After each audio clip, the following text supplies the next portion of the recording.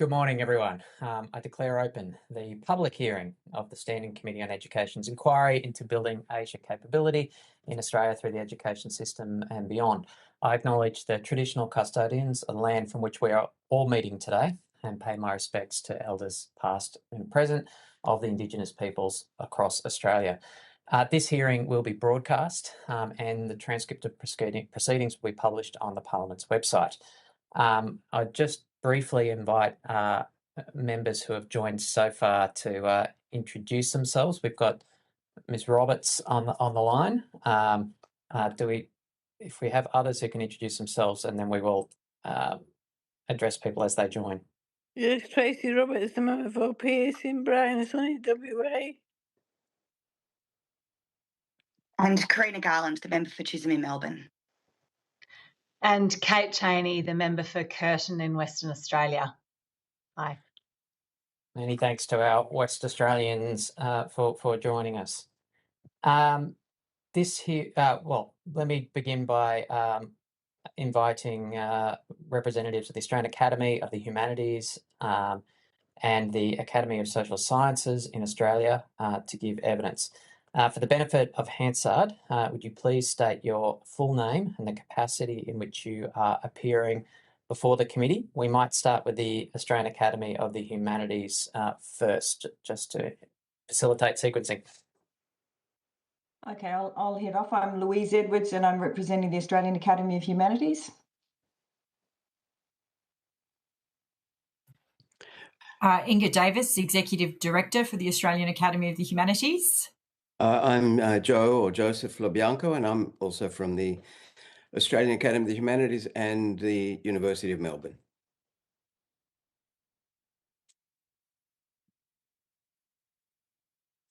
Wonderful. Academy of Social Sciences in Australia.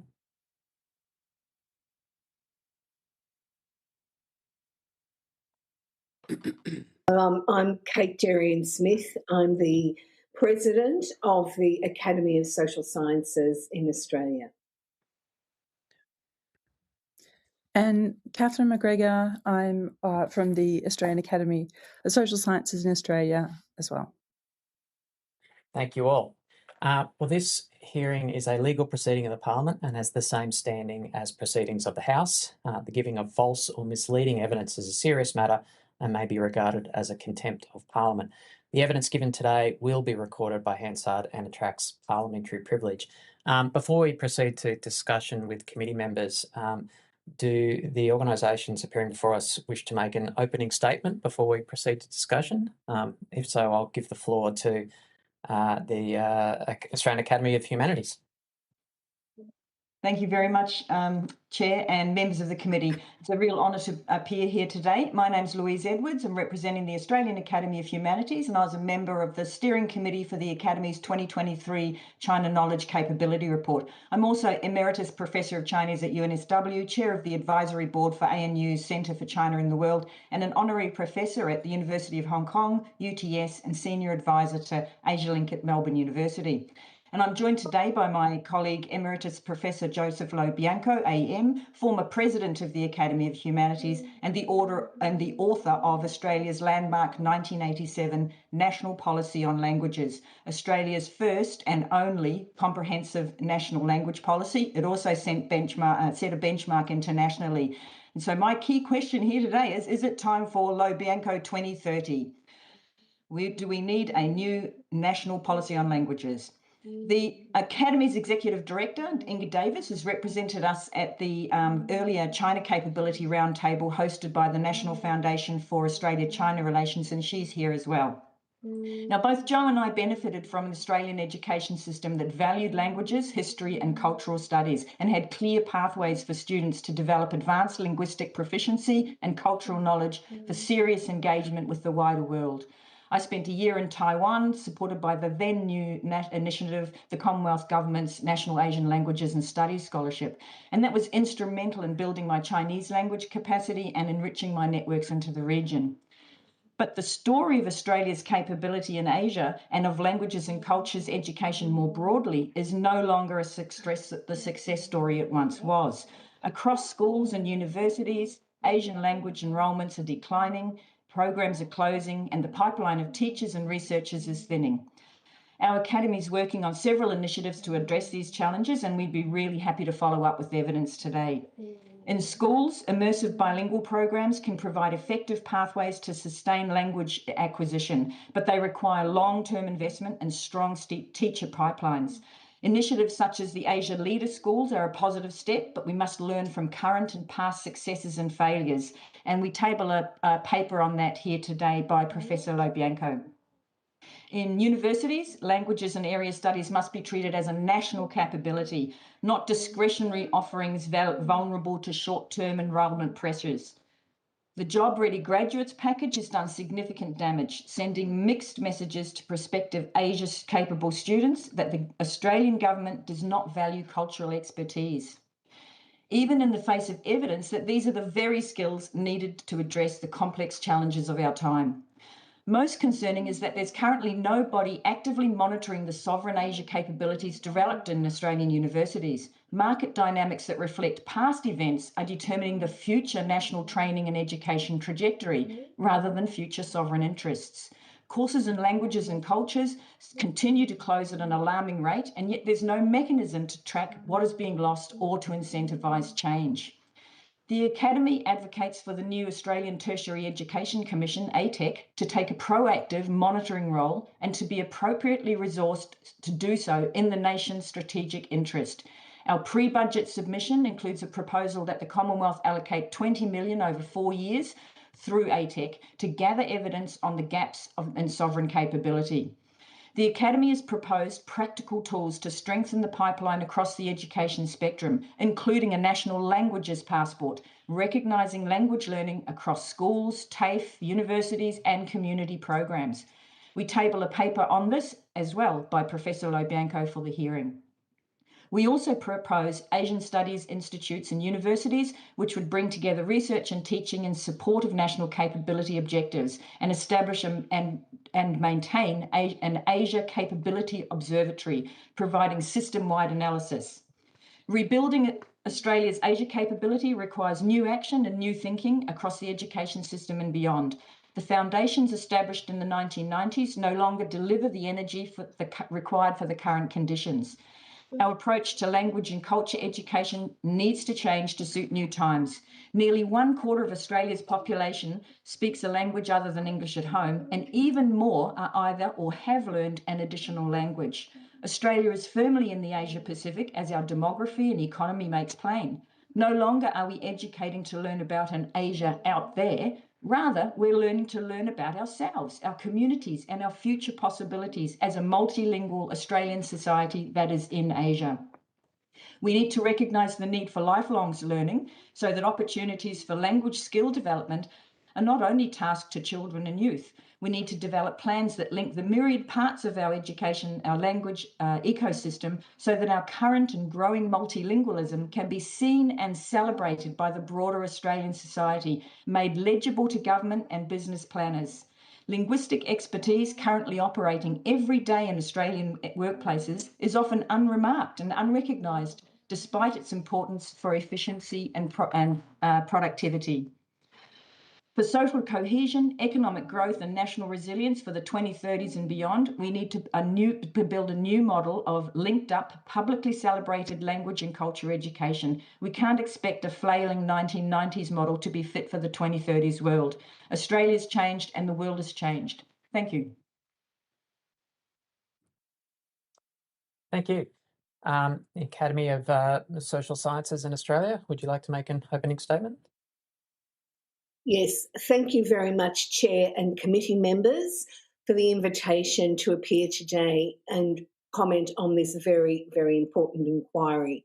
I do so here as the President of the Academy of the Social Sciences, representing an elected fellowship of over 750 of Australia's leading social scientists. But I also do so from a personal an academic view as a historian and one who has been involved for almost 3 decades in Australian studies networks throughout Asia, particularly in Japan and China. And I think it's important to start by recognising that our Asian neighbours are very interested in Australia, and this is very much a two-way dialogue. The Academy includes some of our nation's foremost experts in Asian languages, area and cultural studies, including my colleague here today, historian Professor Kate McGregor, who is an expert in Indonesian society and politics, and we'll talk a little bit more about her experience later. But her work illustrates the ways in which Asia capability in the social sciences combines foundational skills in language with deep disciplinary expertise to produce knowledge on institutions, politics, economies, law, and social change in Asian societies.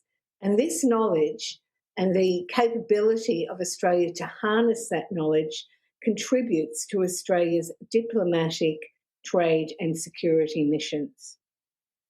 Building our Asian capability is critical to developing a deep and nuanced understanding of Asian region dynamics, Australia's strategic position, and multiple opportunities to strengthen those ties. As emphasised by earlier witnesses, such as the Department of Foreign Affairs and Trade, it's clearly in Australia's national interests and core to our sovereign capability to deepen, strengthen our education and our knowledge in Asia. And we have a very strong foundations to build from in doing so, and this includes significant and growing diaspora networks, a history of research capability, particularly in the last decades of the 20th century, and long-term engagement with the region, both at people-to-people levels as well as institutional levels. And yet, as Professor Edwards has outlined, our national Asia capability is clearly under pressure, and I'd say it's almost coming to a breaking point. Specialist Asian expertise in Australian universities is declining, area study units are being dispersed, and Asian language programs lack coordination and are shrinking. We need to take these shifts very seriously, and that's why from the Academy of the Social Sciences in Australia, we support the work of this inquiry and the focus on identifying the structural enablers and barriers which are limiting our full potential. The Academy of Social Sciences submission highlights practical ways forward, and these build upon the expertise of our fellows, but also the fact that the Academy has an international portfolio, works across the region in bringing together bodies, similar bodies throughout Asia and the Pacific in the social sciences. So it's a network of social sciences peak bodies. In our submission, we pointed out, firstly, that Australia needs system-level coordination to build Asia literacy across the education pipeline from school to doctoral level, with an emphasis on consistent national delivery and the right incentives and supports for the teaching workforce, and to boost enrolments across Asian language and broader societal, political and economic studies. This needs to be underpinned by robust data and commissioned research so we really understand what we need to do and we can fill those information gaps. Secondly, the Academy's submission pointed to the need to recognise the role of research, including increased researcher exchange and Asia region research and innovation collaboration with bodies within some of our Asian partners as a key component of our capability. This research and this research collaboration within the university needs to be supported through relevant policy frameworks and funding schemes. The Academy's own Boosting Social Sciences and their contribution to better lives across the Indo-Pacific program has made an important start on this work over the past 3 years, engaging researchers from over 30 Asian countries, but we lack resources to really continue this work or expand it. Thirdly, Australia needs to recognise our diaspora advantage in the global circulation of ideas, knowledge, people and capital by recognising the significance of this group as key partners in building our capability through a coordinated national framework for diaspora engagement. I want to just reflect very briefly on the distinctive advantage of the Asian diaspora in Australia as a major driver of economic activity and innovation, in promoting international trade and in promoting Australia's brand abroad. While the contribution of ethnic business is now widely acknowledged, less well recognised are the ways in which the Asian diaspora communities are mediators of economic activity, productivity and growth. Australia should consider sponsoring a regular survey, for instance, of diasporic communities and the ways in which they maintain their transnational links, and see these links as contributing to Australia's social, geopolitical and economic interests, and also how these links are both a source of risks but also of incredible opportunities. Importantly, while building Asia capacity and capability demands language learning, intercultural understanding and regional engagement, it needs to be recognised that these three strands or components are completely interlinked, with language playing an important role in intercultural understanding and with intercultural understanding being a key driver of productive regional relationships and links. And finally, I want to end by pointing to the ways that Asia capability has the potential to promote social cohesion within Australia. Although I think this link between having expertise in Australian societies and what that means internally is poorly understood within our community. The quality of our national conversation on Asia has a direct impact on our capability within the region. And again, I think that some initiatives and further research here are needed. One component of this research could be to explore how Australia can best promote, incentivise and communicate to the broader public the significance of Asia capability to our nation's future, prosperity and stability. And such communication would need to incorporate digital technologies and combat any mis or disinformation so that all Australians from primary school onwards, from kindergarten onwards, we'll go right down to the bottom, are well informed about our Asian region, its peoples and cultures. Thank you very much and happy to answer further questions. Well, thank you all, and can I personally thank you all for the very significant submissions and the leadership work that both of your organisations have been doing on this issue for some time, and indeed the number of reports on this issue that have been being prepared in recent years and, frankly, in recent decades. Let me, just before I move to questions, flag that we've been joined during those opening statements by Ms. Coffey, Mr. Soon and Mr. Burrell, who are all joining us on the line now as well. Can I start with a big picture question, acknowledging that this is a discussion we've been having in Australia for some decades now.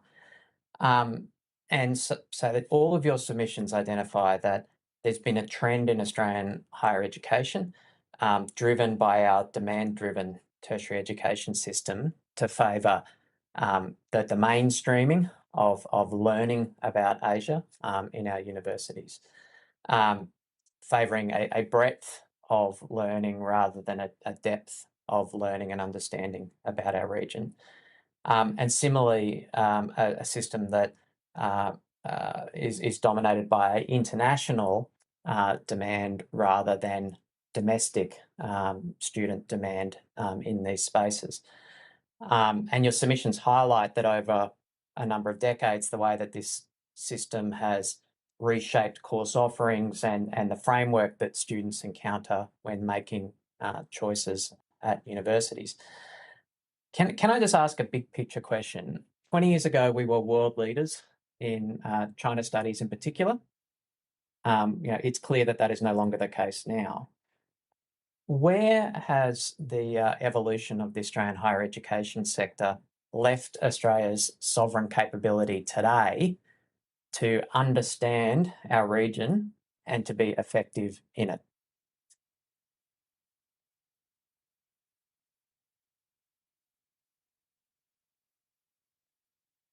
I reckon Kate should lead off with this one. Well, okay, thank you very much. Well, I just want to say one more thing about my background. So I'm currently also serving as Associate Dean International, so for the Faculty of Arts at the University of Melbourne. So I do kind of get frontline information about when our university is affected by things, and also served as the former president of the Asian Studies Association of Australia. So I've experienced sort of waves in terms of how did COVID impact university funding. Immediately, smaller language programs were vulnerable, and in my role as past president, part of my work was trying to defend those programs from closure.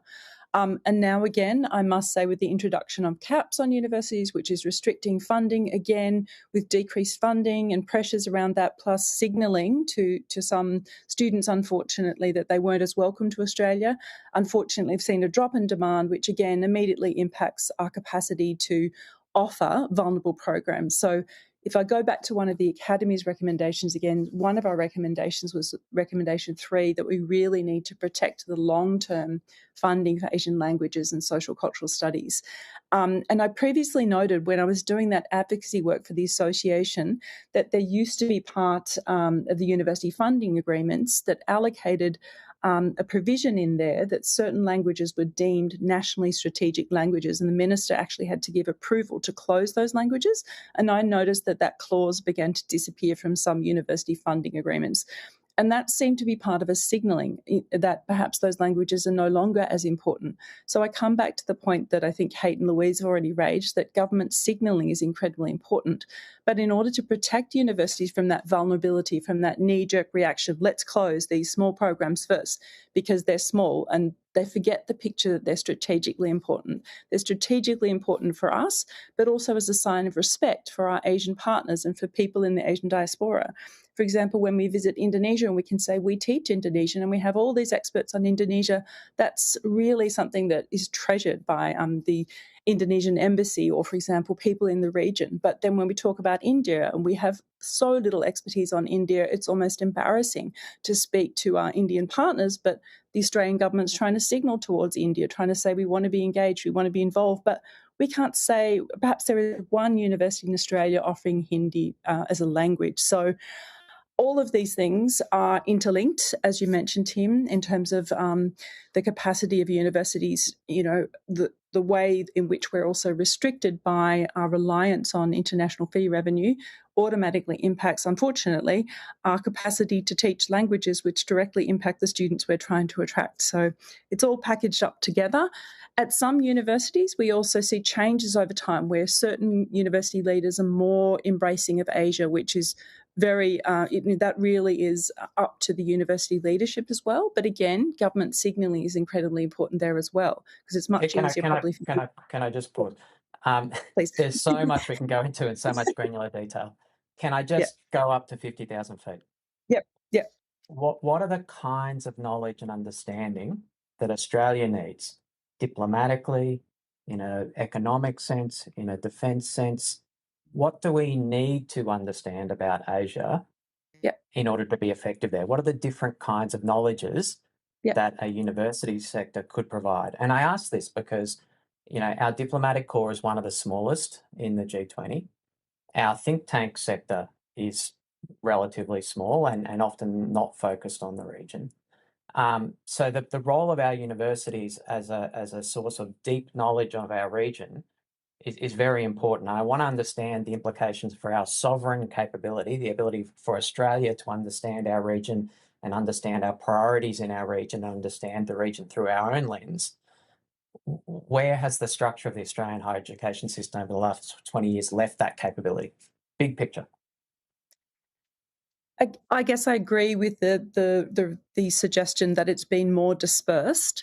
There are some signs of hope. Like, for example, I do know that particular medical faculties are doing more, engagement with Asia, for example.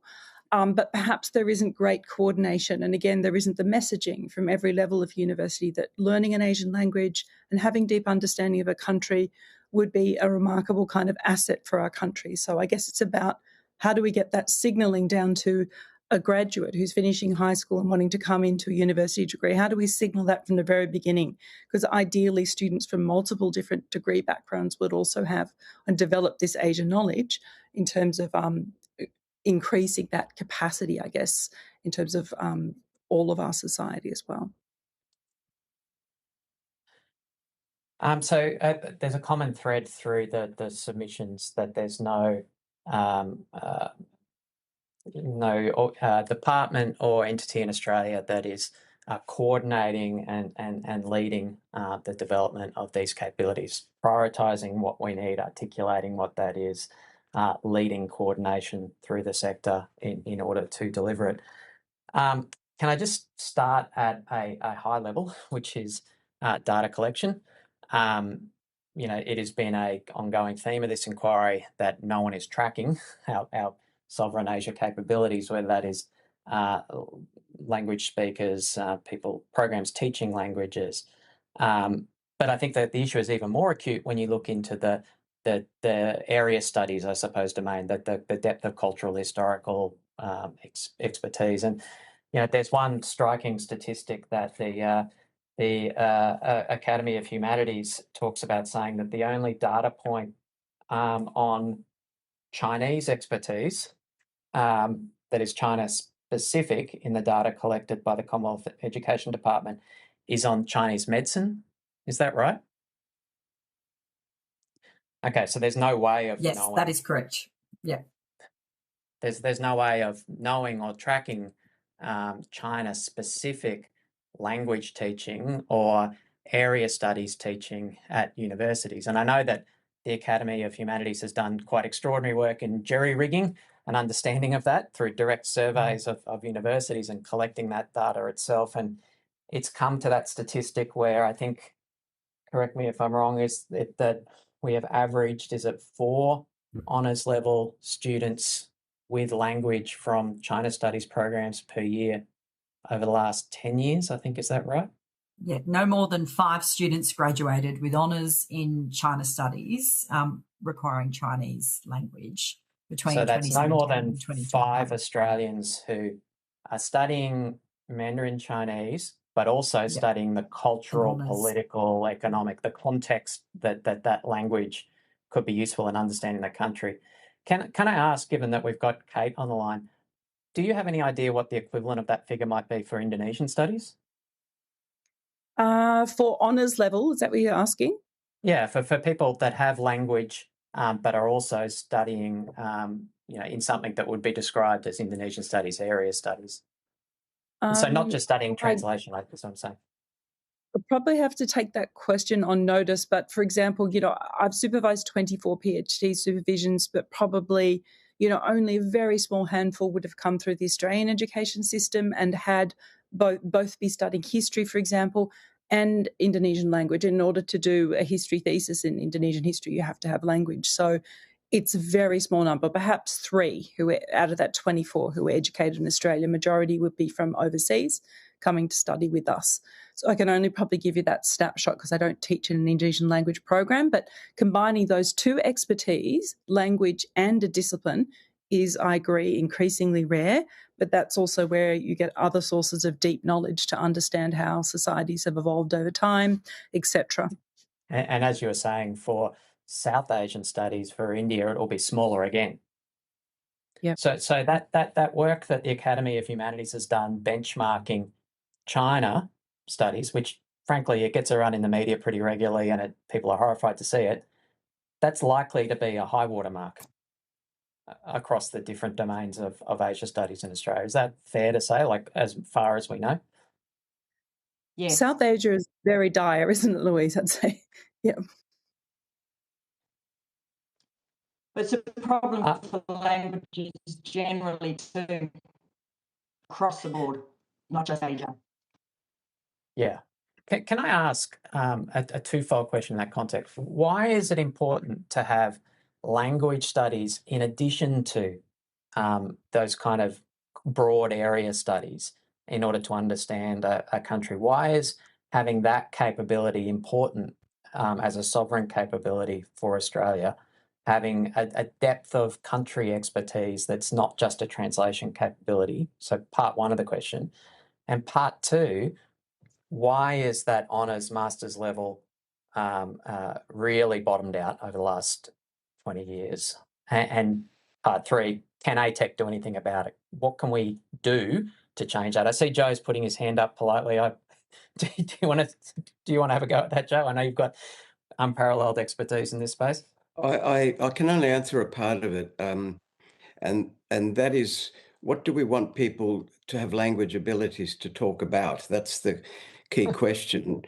Within schools, in the paper I did for you on bilingual education, I addressed that specifically, but it's the same for the higher education sector. Now, when I was directing some of these things, we financed an economics and Japanese joint degree at the University of Western Australia. We had similar initiatives in Queensland, in other places. I don't want to be kind of backward looking, but I think we can inform present discussions by asking why we were able to do these things really quite innovatively and well once. Lots of people, I'm not making any personal claim about this, of course, but why were we able as a nation to do this and then lost our ability at the time when we had the greatest amount of funding? I think that's the critical question that people never go to. We have experienced the greatest amount of funding over a period of time, the 1990s, and then again when Kevin Rudd became Prime Minister. And in those periods of time, we actually lost a lot of the effort, particularly in schools. And I think there are design flaws in how those programs operated that we should investigate and that no one seems willing to do. I'm sorry to make it sound like that, but that's what I feel. And part of the reason for this is the point that we never ask, and that is, what is the cultural predisposition to understanding language capability in a very positive way? And there we have a deep-rooted problem which can only be tackled in a slow way. I know that's not the remit of your inquiry, and I appreciate that, and I really admire what you're trying to do, but this is a deeply explanatory factor which we need to go to. Why is it that in some countries there is a normalized attitude that bilingualism is not only fine but to be praised, and they overcome resource limitations? And in our society, when we've actually had reasonable, we can't deny it, NALSA has put $200 million from the federal government alone. There were also state contributions. 2 years after it was terminated, we lost the majority of those programs.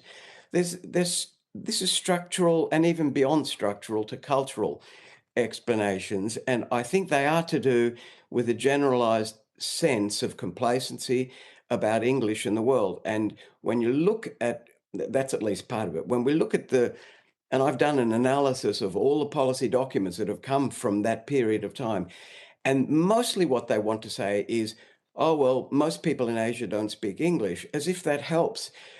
It doesn't help at all. The reality is that English is very prominent in Asia. It's used cross-nationally. We have to persuade people why relying on English is hopelessly inadequate in situations in which trust, connection, internal penetration of ideas are important. Not to deny the reality, the empirical reality of the power of English, because it's clearly there. I mean, our higher education department sector, after all, brings in huge amounts of money premised on the idea that students can study and take internationally portable certificates in English. That, English is this massive commodity in the world. Many years ago, I was talking to a senior official in the Chinese Ministry of Education about foreign language teaching in China, and I had a graph with me which showed all these languages they were teaching. They were promoting Spanish at the time, Korean, etc. And I said to him, oh, well, there's no English here. And he said, oh, no, English is not a foreign language. English is not a foreign language. And so I've made this argument in some writing that English is regarded as a basic skill, so it's actually bracketed off. Therefore, it's normalised, and therefore we don't deal with it. But it is it's a huge asset for Australia, unquestionably, but it's also induced many people into complacency. And that's because we have transactional relationships. We say to our kids, if you do Chinese, you can go and negotiate trade deals in Taipei. People might have heard me say this before, but I've interviewed thousands of kids, well, maybe not thousands, but hundreds. I've never heard of 14-year-olds imagine themselves as an adult negotiating trade deals in Taipei. That's not how children think. And so we've had this transactional thing that's entered into the psychology of our policy making as well, where we don't see language ability as an extension and enculturation and enrichment, part of modern Australian citizenship, the rights of our migrant and Indigenous communities. And it goes well beyond Asian languages and must always do that. But specifically for Asian languages here, the deleterious effect then is that we talk about structural problems when really deep down there is a cultural question. And cultural questions can be addressed. They must be addressed because they make all other things more complicated. Sorry if I took too long in explaining that, but that's what I feel. I feel that we've got to put our finger on this, and this means successful learning of language in schools. That's the foundational area. And I suppose I mean, look, you don't need to convince me about the importance of language learning, but I suppose the point I'm trying to make here is that even if you're of the view that, oh, everyone speaks English, we don't need it, even if the view that, oh, AI will fix all translation, actually, Australia is not doing well at the understanding of the culture and the history and the religions and the societies and the economies of our region either. But that's precisely my point. The reason we want the language ability is for those conversations to be facilitated in domains in which English isn't the dominant nature. See, I'm not arguing for complacency. I'm arguing against complacency. I wonder if I could just quickly add to what Joe said and what you've said as well, Tim, about this is a cultural problem. I think that one of the barriers to really building our Asian capability, both language and broader historical understanding and political understanding, is that we're not seeing in our wider public that this is important, that this is we have to think how we change the attitude more broadly to ways in which we embrace our region. And that is a really big cultural issue that's beyond language. It's actually about Australia's place in the world and how we see our own society, a society that's very diverse linguistically, but how we actually embrace that. So I do think there's cultural work. I just want to return to something very that you mentioned a bit earlier about honours and PhD with the language capability. I think that is also about if we see that there is value in doing that, and this is where the cultural work works, we will get more students coming through those levels if it's seen as a priority, if there are the right incentives. And I do want to raise that point about incentives and priorities.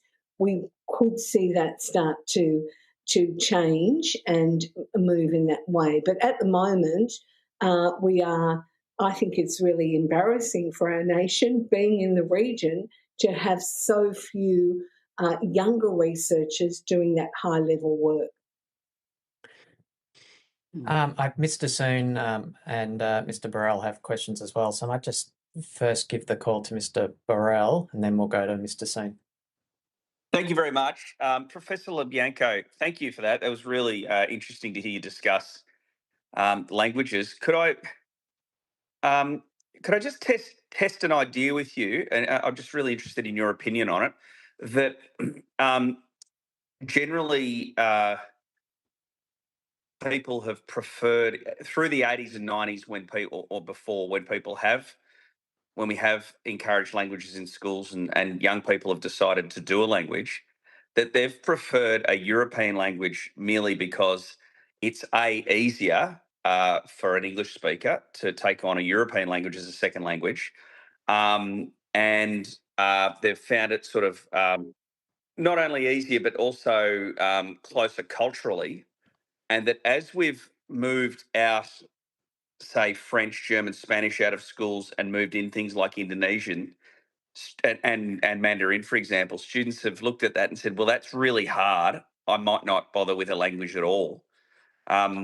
Is that a trend that you think that, does that hold some water, that is a trend that we've seen?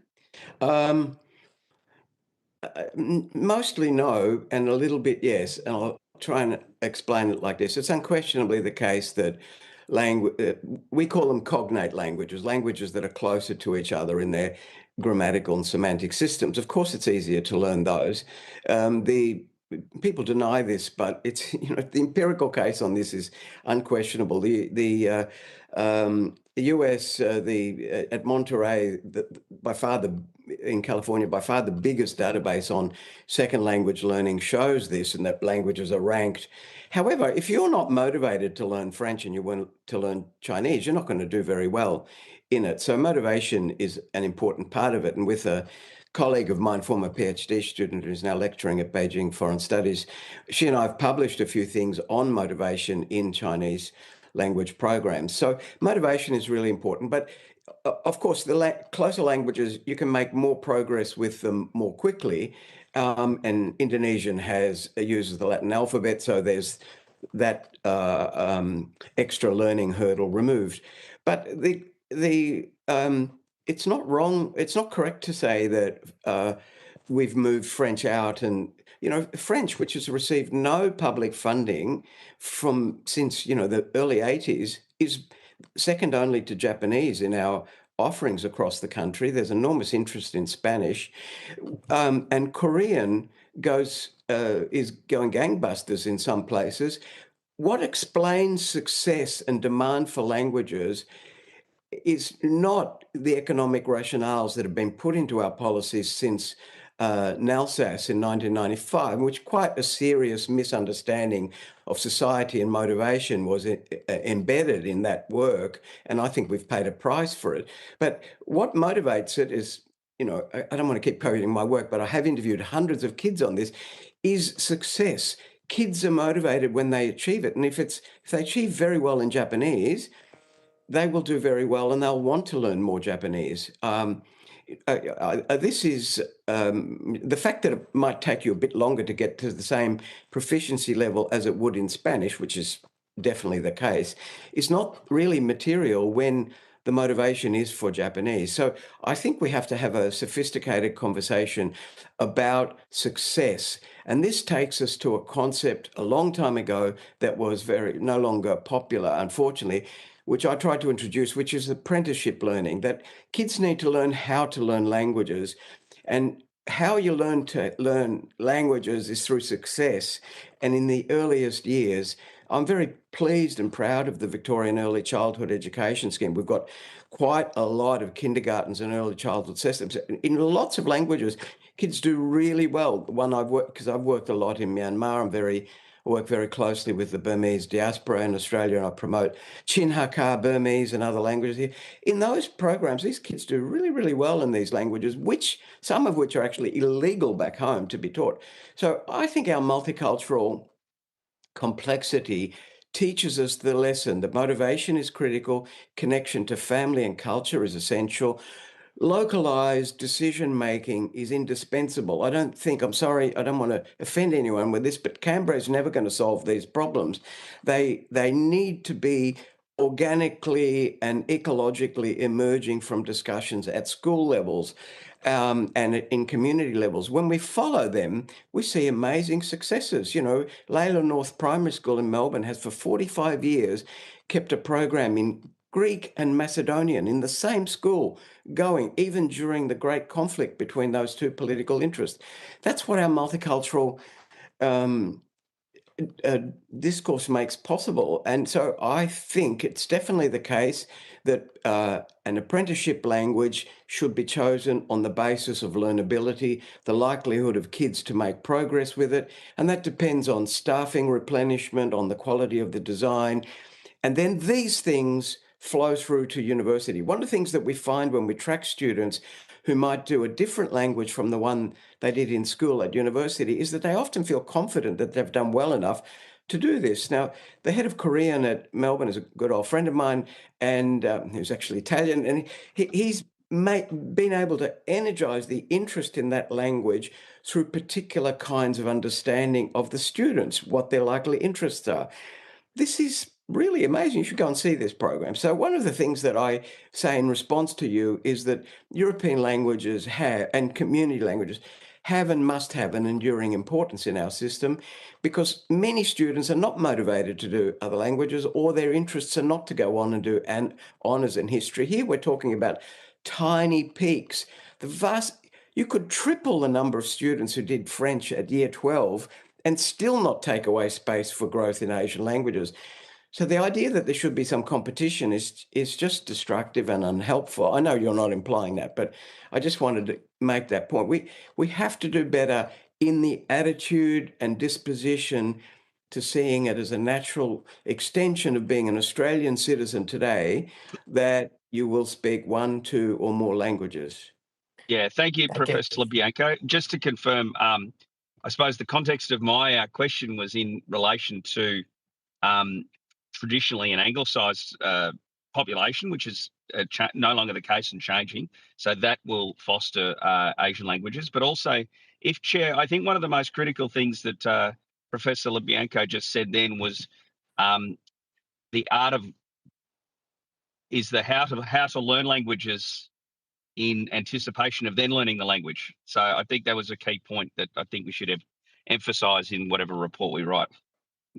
Thank you, Mr. Burrell. I do note that organic language study evolves differently in different contexts, and we can see in the UK the number one language studied is French, the language of their neighbour. In the US, the number one studied language is Spanish, the language of their neighbour. We would aspire to Indonesian being studied in similar proportions in Australia, given the specific regional context of Australia here. On that note, I'll hand to Ms. Cheney, though, who has registered that she has a question. Thank you very much, Chair and witnesses. I'm interested, you said, I can't remember who said it, but you said that there used to be nationally strategic languages identified in uni funding agreements, and that had disappeared. Can you tell me a little bit more about that? Who and how was it determined that these were nationally strategic languages? When did they get dropped? And is that something that the federal government could fairly simply reintroduce? Kate, thank you for the question. That was me, actually. And I just, the reason that I remembered that was that I was looking at university agreements when, for example, there was a threat to language closures during the COVID crisis. So I can look up the details for you. I think it might have been, I need to check, but it might have been like Swinburne University at the time was closing a particular program. So I looked at several universities' funding agreements, and I saw that wording was there in several years. And then at the year I was looking at it, it had been dropped. So I can't identify exactly when, and I don't know if it's all university agreements. So I can look into it again for you if you'd like, Kate. To check, and I don't know when it was introduced, but it seemed to be that there was at one point in time this sort of signalling that there were national strategic languages. On a similar kind of point, I can also mention that for the Australian Research Council, for example, there used to be a strategic indicator to say understanding the region and our world was one thing that researchers could signal. That's completely gone. So now every researcher applying for Australian Research Council funding has to make an individual case for why Asia matters, where it used to be an automatic priority. So I just feel that there's been a bit of slippage in terms of signalling for researchers, for students, for everybody that Asia is important. And I find it amazing that I still have to remind people Indonesia matters. It's going to be the 4th largest economy in the world by 2040. People just don't get that. And I still have to put up a map of Indonesia, so it's just outstanding, like in terms of the need to keep reinforcing to people why Asia matters. It seems to be something we keep having to do. And I totally agree with Joe's points about it. It would be so amazing if Australia could aspire to have a much more multilingual population, because it introduces so much more empathy in terms of being able to understand other cultures as well. Thank you. And if you don't mind, on notice, Catherine, I think some examples of that would be really useful where federal government has specified a nationally strategic language in a funding agreement. It'd be great. My other question is quite broad. I'm interested in, I think at the moment, with some pressure on migration politically, I'm sensing some increasing pressure on migrants to assimilate and to, adopt our values.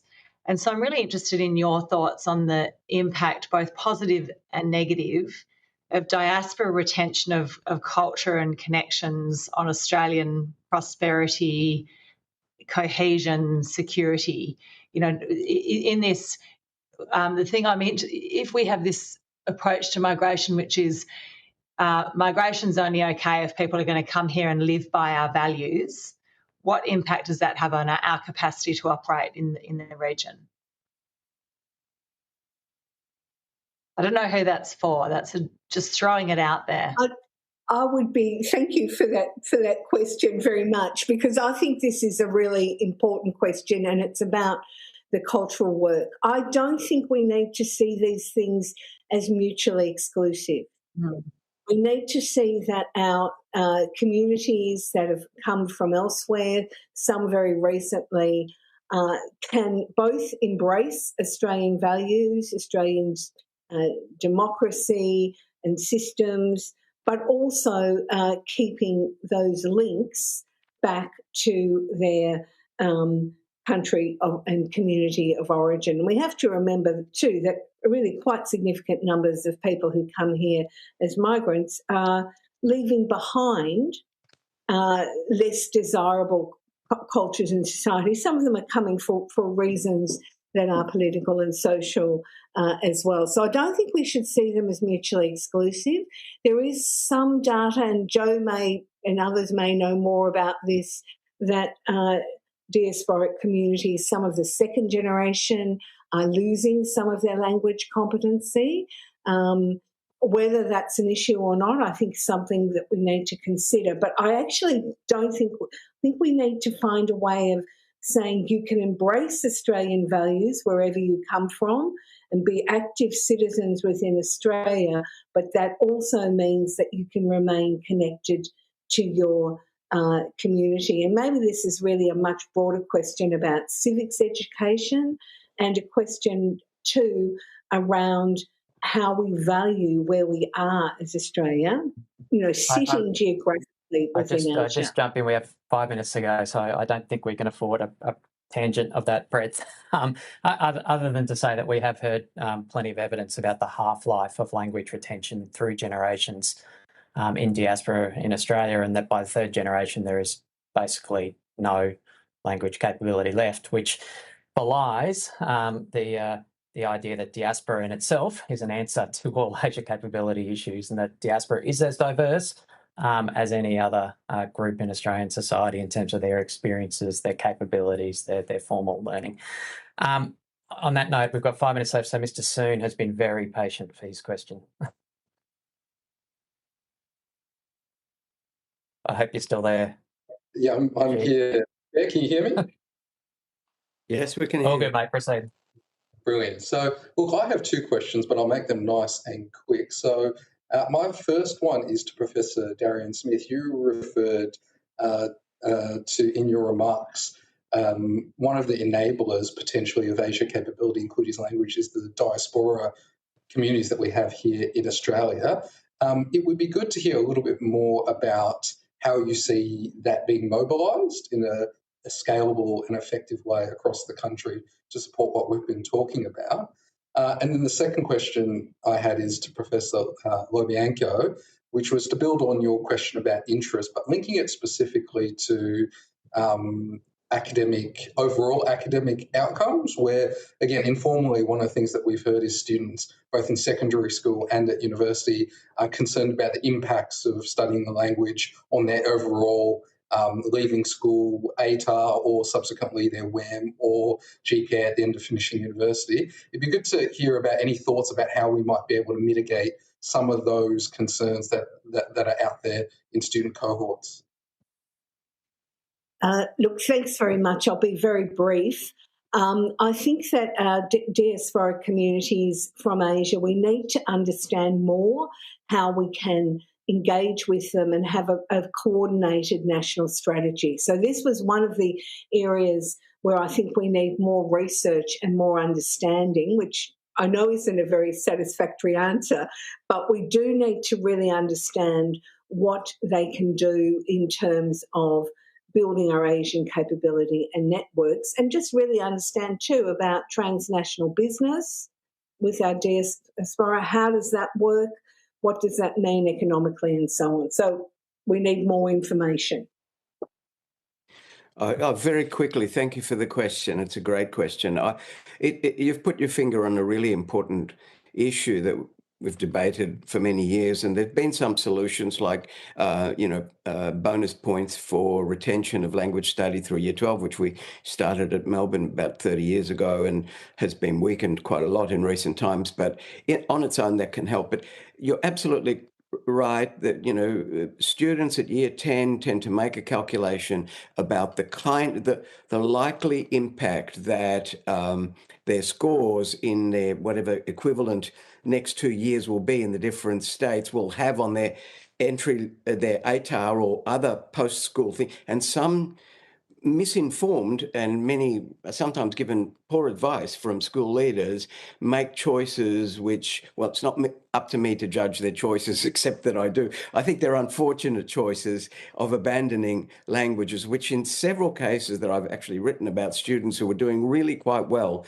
in one particular case, I'm thinking about a Japanese program, choose not to do it and then take it up again at university, finding that the missing out of the intervening years really impacted their ability and then dropped it altogether. So I think that calculation is definitely there, and it's partly when higher education, school education, secondary education becomes quite instrumental and labour market oriented, and unfortunately it tends to work against languages. We've got lots of ways of talking to students to persuade them not to do this, but we just don't get access to them to make that happen.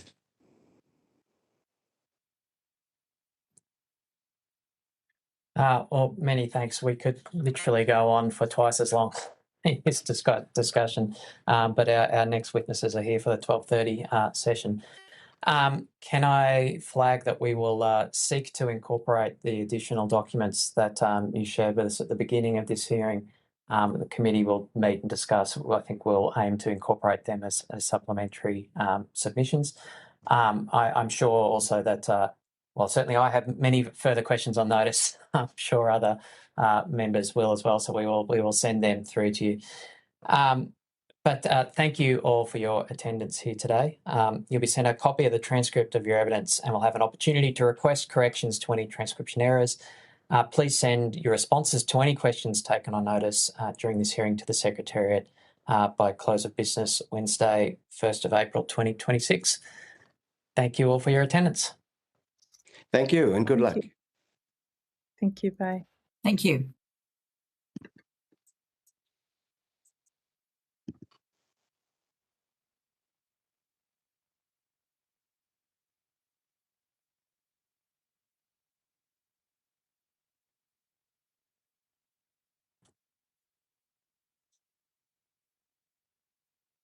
Well, good afternoon. I now welcome Associate Professor Ruth Fielding, Professor Leslie Harbin, and Dr. Michelle Kohler to give evidence to the inquiry today. For the benefit of Hansard, would you please state your full name and the capacity in which you are appearing today before the committee? Maybe we can start with Ruth. Thanks. Associate Professor Ruth Fielding, and I am an Associate Professor at Monash University, but appearing as an individual based upon my prior research. Thank you. Thank you. Leslie Harbin. I'm a Professor of International Studies and Education at University of Technology, Sydney. and I'm appearing as an individual working from my research base, committing to this couple of statements. Thank you. And I'm Dr. Michelle Kohler. I'm currently the Principal of the School of Languages in the Department for Education South Australia, and also Adjunct Research Fellow at the Adelaide University, but appearing as an individual today. Well, thank you all.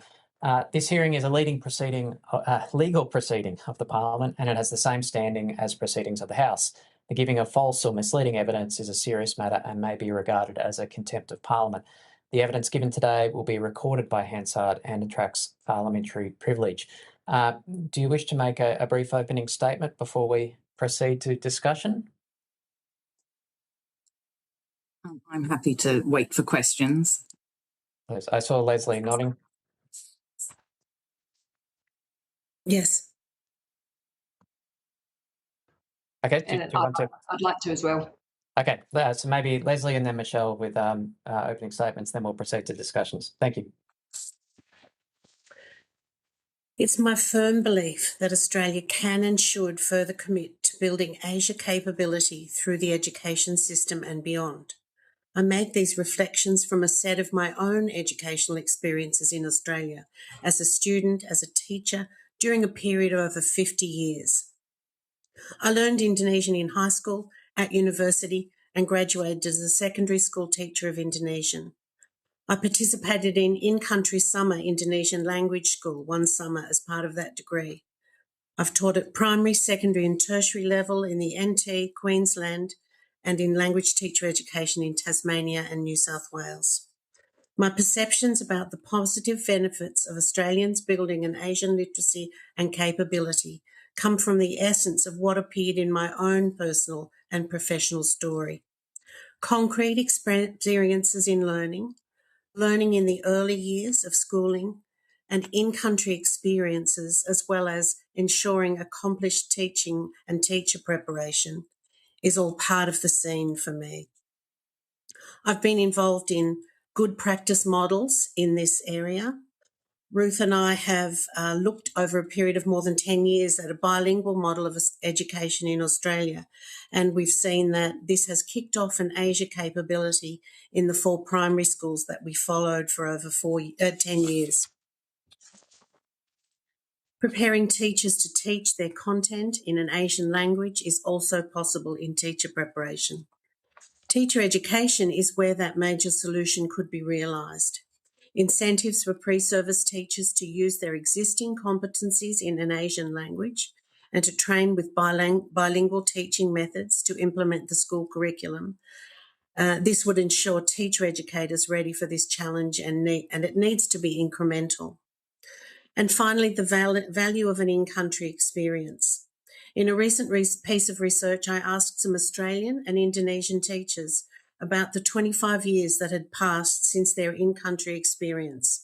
I took Australians to Indonesia and Indonesians to Australia 25 years ago, and about their reflections on the value of that experience on how teaching careers has evolved. They noted importantly as intensive language learning, the chance to become more internationalised, a chance to prepare for their career development, and a chance to learn.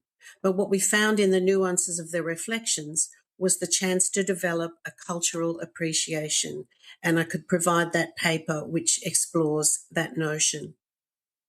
Leaders at all levels need to add their discourse on the positive impact of an Asia capability or literacy that can be had on an individual's repertoire, a team, an organisation, a business, all leaders, school leaders, community leaders, faith leaders, local government leaders, politicians. Thank you. Thank you. Michelle? Thanks. Yes, I'd just like to share a few thoughts that really relate to my submission, I guess. So firstly, I'd just like to say that when it comes to Asia, and I think some of these comments will echo Professor Louise Edwards' earlier comments, we tend to see it as out there. external to us, maybe a threat or an opportunity. I think we need a different conversation about who we are in relation to Asia, and the conversation occurring through this committee, I think, is vital to reimagining ourselves domestically and internationally. I also hope that this is a time for us to rethink languages education. A lot of the hearings have been focused on language learning so that we can be more confident in our multilingualism. Next year, it is 40 years since the landmark National Policy on Languages. We have changed, technologies and the nature of work has changed, geopolitics has changed, and thinking about language learning has changed significantly. So I do think, I agree with Louise, that it is time for a new national languages policy, whether it's a lobby uncle 2027, but I think we need to reimagine ourselves into the next 40 years, a policy that would serve us well, dare I say, a post-multiculturalism policy, and that would need unpacking, but something that is leaning into modern Australia, the modern challenges that this committee has been talking about, to inequality, social cohesion and so on. And then finally, my submission spoke fairly strongly to the need for a differentiated approach in the area of languages education, particularly to address the situation for Indonesian. And what works for Hindi and Japanese, we know, is very different to what Indonesian needs.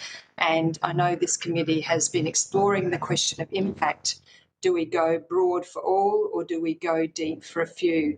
And my response, in a nutshell, would be both, but in a staged way. Indonesian needs an immediate intervention, in my view. The Australian community really struggles to see the intrinsic value of Indonesian, unlike perhaps some other languages.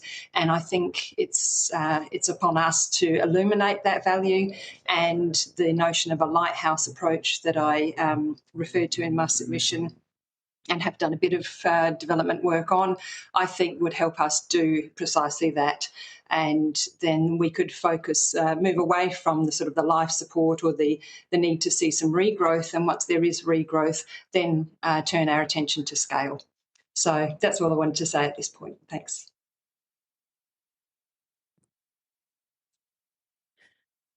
Thank you for those opening statements. Can I just maybe just jump on that particular point to begin with? Why do you say that there's an urgent need for intervention with Indonesian studies now? Like, what is the current status quo? And projecting into the future on current trends without intervention, how would you expect it to look in 10 years' time? Yes, really important question. I know, a number of respondents in the inquiry have referred to the possible extinction of Indonesian. I'm not sure I share that view necessarily, but I do think we are at risk of it becoming an extremely niche language. And of course, as soon as it becomes niche, then it becomes more and more fragile. We don't have the supports around it. We don't have the rich ecology for it to survive in. So, and potentially that could lead to extinction. So I think that, if I look at when I first started teaching in South Australia, we had 170 Year 12s complete studies in Indonesian. I know because I used to mark the papers. But now we have had in the last couple of years numbers under 20, and we're sitting around that at the moment. But my own school, the School of Languages, is one of 2 government schools that now offer Year 12 studies in Indonesian. And our school is a kind of a last resort in some ways, if you like, where students go when they can't get the courses in their own schools. And so we see the last people standing, and there are very few. So I say it needs urgent attention. And I think that pattern is fairly well replicated around the nation. Across your submissions, there are a few references to or maybe what you describe as best practice or programs that we can learn from. Professor Fielding, the bilingual programs in New South Wales that you refer to, the Lighthouse programs, Michelle, that you refer to. can I ask you to draw on your deep expertise in this space? And so if we were building a best practice school that supported teachers to be the best teachers they could be, that cultivated intrinsic desire from students to learn languages and to sustain that interest over time, what are the key ingredients for building a school that can be successful in building and engage both teaching and learning cohort that can be sustained over time? What are the most important ingredients? What are the key ingredients? Ruth?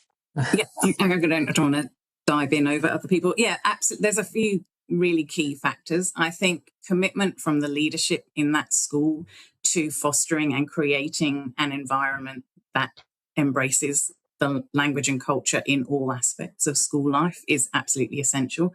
If the teachers end up feeling that they're sort of isolated and having to fight their case for why they exist in the school, it doesn't bode well in the long run.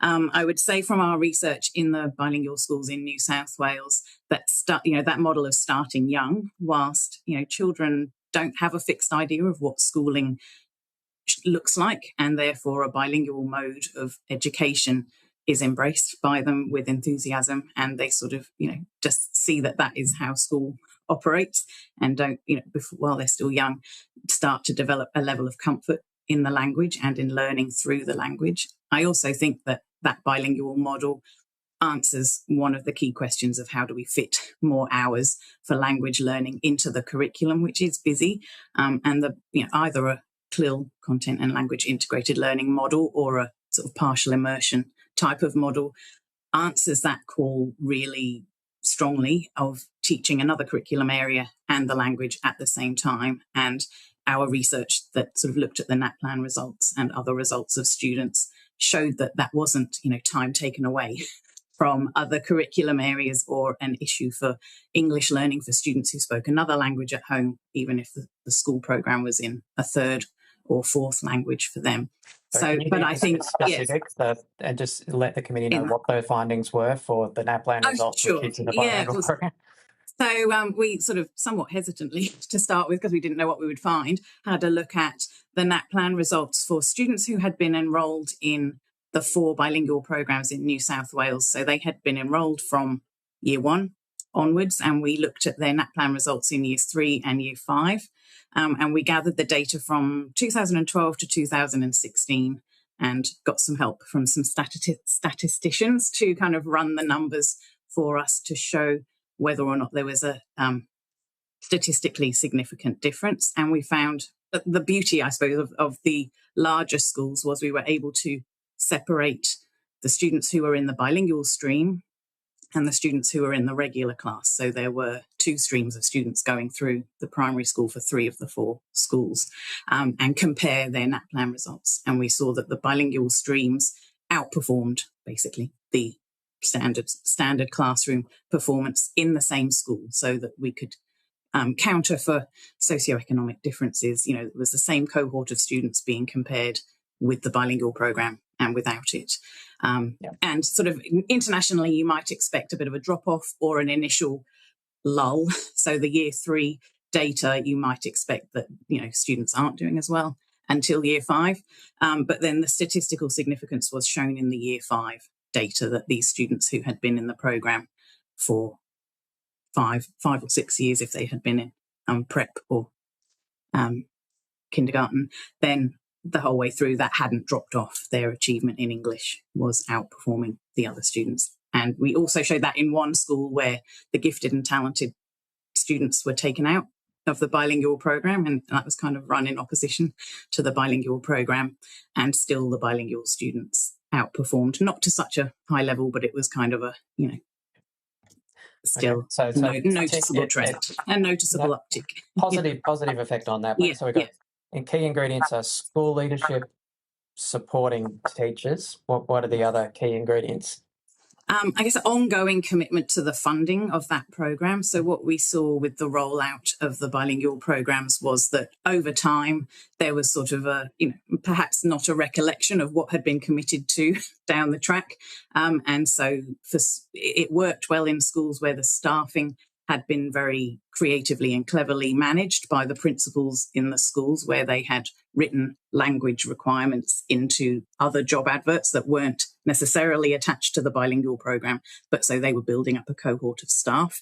But we did see in other schools where there was a struggle to kind of actually staff the program and support it. And then, support for teachers to ongoing professional learning, because this was kind of new in our context. And they didn't have, a heap of background information they could draw on to know what was best practice for them or how to develop. So they needed more professional development support and ongoing opportunities to network with each other and build their professional knowledge. Leslie? Yeah. And importantly too, when Ruth and I started talking about our research findings in professional contexts such as language teacher conferences, etc., other language teachers who were interested in the model said to us, is it purely just saying what you say in the foreign language and then translating it into English? And we knew it wasn't, so we did one study that we called our in-flight study, where we analysed the discourse of the teachers, and it is a much more nuanced pedagogy, and it's seen through what we called in-flight changes in direction of how the teachers running discourse in the classroom presents this flowing model of language. And it's certainly not just translating what you say into the other language, or translating from one language to the other. So, the emphasis on teacher preparation is going to be there in these models too, so that teachers understand these very nuanced ways of presenting in the classroom. Okay, so we've got the key ingredients to successful schools that sustain teachers and student interest are school leadership commitment, we have supporting teachers, we have long-term commitment, so there's certainty for everyone about both staffing and students committing to it, and for parents as well. Michelle, is there anything that you'd add with that? Like, does immersion play a role here in getting kids interested and sustaining that interest? Look, certainly the opportunity for experiential learning, whether that's conducted locally, but virtually, and of course in country. So all of that gamut of experiential learning, which really needs to be designed into the curriculum. It needs to be really deeply embedded in the psyche and the material reality of the school and what it's teaching, and of course, cross curriculum connections and so on. I certainly support everything that's been said, and would add that I think it's really important that the school identity and narrative actually is one that supports this kind of learning. So if it's in the DNA of the school, we see this time and time again, whether it's languages or other programs, if it's in the DNA of the school will talk about itself in these ways. It will pass on to future students, families and so on. Everyone knows that this is the kind of school, the kind of product, if you like, that it offers the community. And so the way the school talks about itself to itself, but also to the community, is really, really important in the efforts that it will go to sustain that focus, that specialist character, if you like, and identity. And then all of those other things feed into that. We know that schools will do amazing things and will twist themselves in all kinds of ways to sustain some of these programs that are not easy to sustain, whether that's resourcing or teacher supply or whatever. But because the school is committed to doing it, sees itself in these ways and projects that to the community, it will go to extraordinary lengths to make sure that that's sustainable. So yes, curriculum, rich quality curriculum with cross-curriculum planning built in, so that the language program doesn't stand on its own, or the broader arts program and area studies program doesn't stand on its own.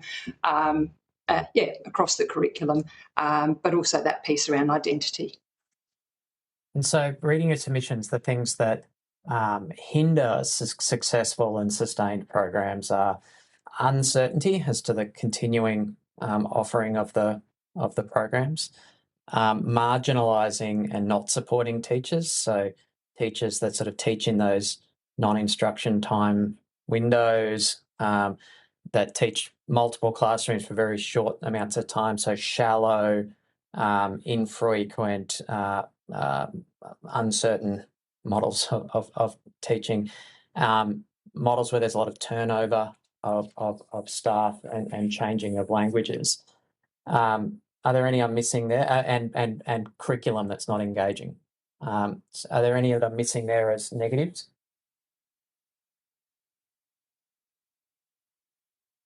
I think that pretty well covers it. Yeah. Can I point to that there's one of the submissions talks about, this is more in the secondary school context, around the challenges of bringing students into country to get those immersion experiences, which I hear from many submissions this inquiry that can be the hook that, you know, gets people hooked for a lifelong interest in a country and in language learning. But clearly this is a logistically and administratively challenging thing for already resource-constrained schools to deliver. And there's a proposal for Indonesian specifically, systemic support for schools to fast-track international travel applications for in-country experiences. It did make me think we have a CHISHIS for universities. You know, is there a need for a high school as a CHISHIS to help centralise a lot of those administrative logistic functions to take those costs and complexity off the desks of schools?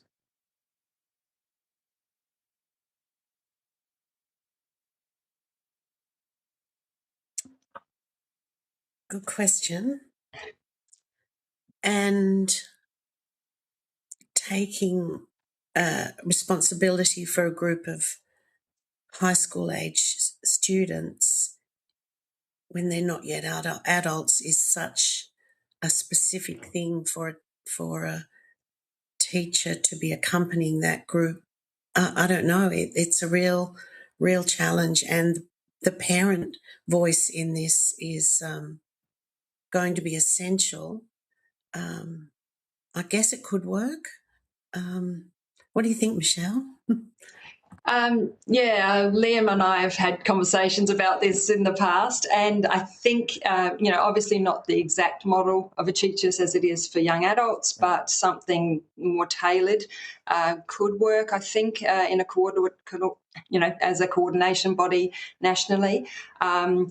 Within South Australia, our Education Department has just opened up the permission to travel to Indonesia for government schools, and that has certainly freed things up, and we are looking at taking a trip in about 18 months.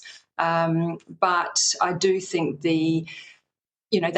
that's still very fragile, and I do think the notion of having a reliable coordinating organisation with the heft, if you like, of a CHISHIS that has all the risk management and so on in place, I think that would be reassuring for families and for communities. And, I think there's potential for it to work, but it would need to involve those educators and that local relationship, if you like, in a way that's stronger than, because they're school-age students. Yeah.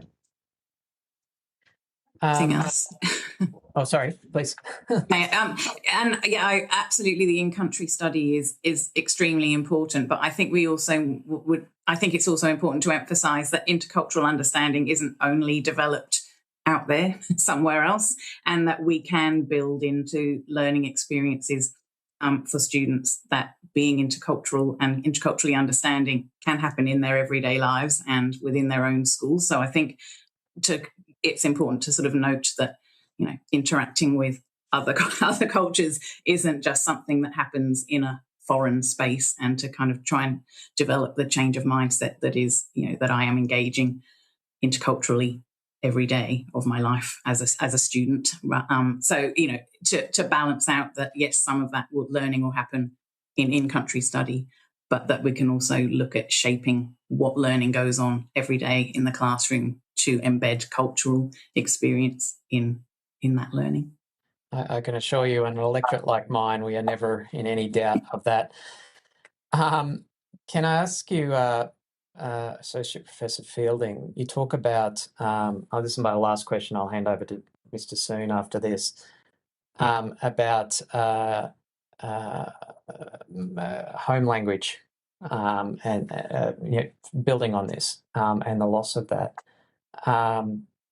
How can we, one of the things that's on my mind is how we can get the rich both home and community language schools in new diaspora communities in Australia, and I'm thinking of South Asian communities here, how we can get that rich language capability in languages like Bengali and Telugu and Kannada and those Tamil out of the homes and community language schools and into our formal education system as well. Do you have models or ideas for how we can enable that? Yes, a couple of ideas. I think part of it is this hierarchical way that different languages have been treated, in English-speaking countries for forever, really, and looking at systemic changes we can make to sort of balance the playing field, to treat different, community languages as important as, students learning Latin or French at school. And I think one of the key ways that we see a real challenge to that is when we receive, student teachers training to teach their language. There's challenges in the sort of admissions process into sort of Master of Teaching, for example, of which languages are recognised or which prior experience from which countries is recognised as sort of legitimate entry requirements into a teaching program. And so we do find with community languages that the teaching has to end up done by sort of unqualified, in local terms, teachers, because there is a real hurdle for those teachers to get their qualifications recognised in Australia and to then be able to teach in mainstream.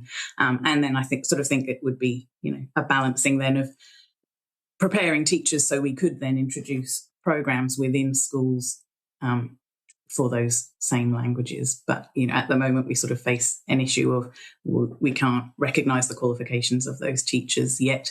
And so then it's hard for schools to implement new programs for those languages if they can't staff them. So we've got a bit of a catch-22 with what comes first. But I think certainly being able to recognise international qualifications and a wider range of those for entry into, an upskilling of teachers into locally recognised qualifications would be an important first step.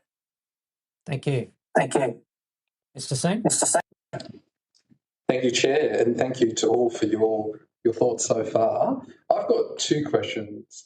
My first is to Dr. Kohler.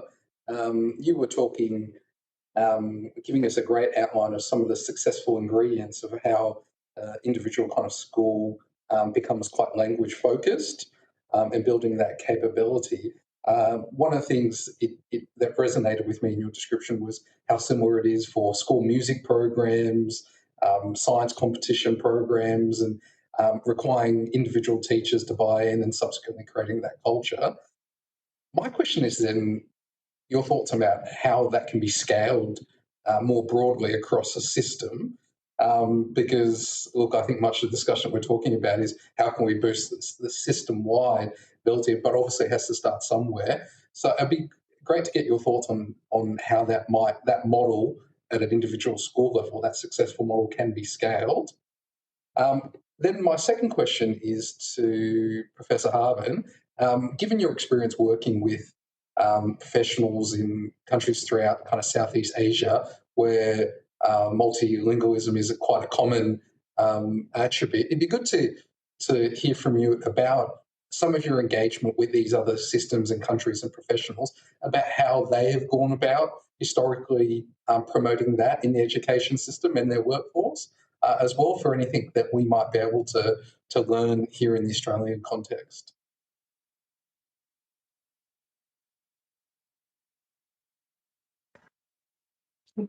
Would you like me to respond? That would be great. Ready? Thank you, Dr. Kohler. Sure.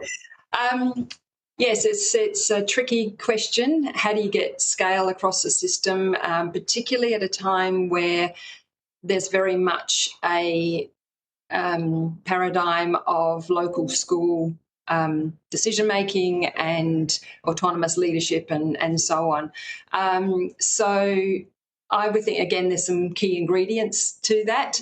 One, I think, is that you need to make programs something special for schools to want to buy in. That's the first thing. Something that's imposed, they'll be compliant. Schools are very good at being compliant, but they won't necessarily own and drive it themselves. So I think it needs to be something that they opt in for, and then you build the success, and then word spreads. And to me, that's what I see in working with many schools and many principals.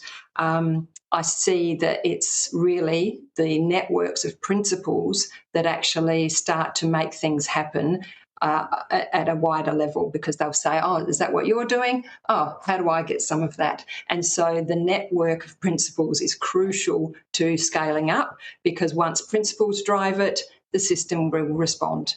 So I think that's a key ingredient, making it specialist, making it successful, so bias for success from the start, so that that quality story comes out and gets shared, and tapping into school leadership I think is crucial. And then, of course, the system has to be there with the resourcing and the program support, so that if principals do opt in, they know that the system's got their back and that it's not going to be something that they're left carrying themselves.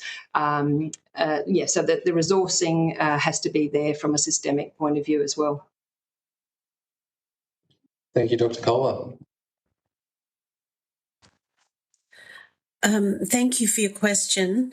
And yes, my extensive experience with colleagues in education systems, particularly in Indonesia, Southeast Asia, would show that the way that they would deal with something like this is not from a language base at all, because necessarily their foreign language is English. So it's a no-brainer. And so we in Australia might say, which language do we pour these funds into? And there is many good arguments for which languages. But of course, for other countries, the language is English. But I guess I've seen examples in one country that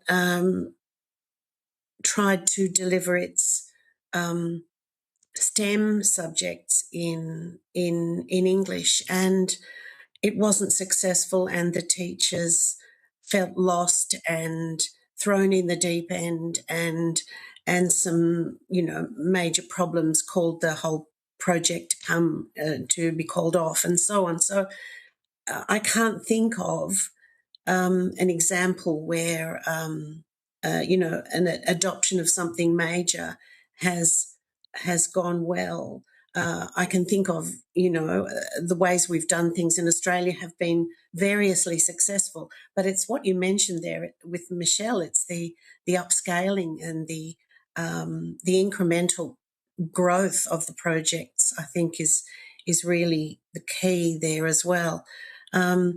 But it's worth, considering in a language sphere.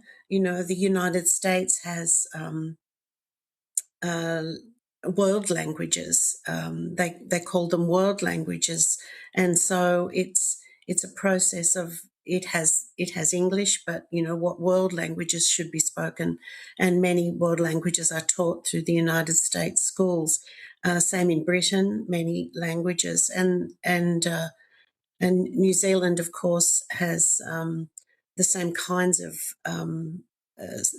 threads running through its attempts with languages study, except for the strength that's gaining with the Maori programs there, Te Rao Maori. So it's a very good question, and I don't have a very good answer for you. I'm sorry.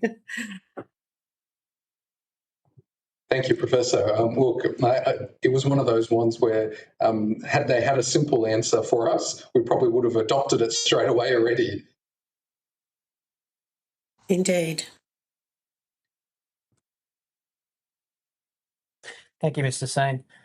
Another one of the ongoing themes of this inquiry has been the kind of the looming presence of artificial intelligence. I mean, we've heard plenty of evidence around the various ways that AI does and doesn't act as a substitute for language learning in individuals. But can I ask about the role of AI in pedagogy and in the teaching of language? I know that there's deep expertise in the effective teaching of languages in the witnesses before the committee. Are you able to share with us any of the latest thinking in the way that maybe AI conversational tools or AI as a tool of learning could play a role in the Australian education sector?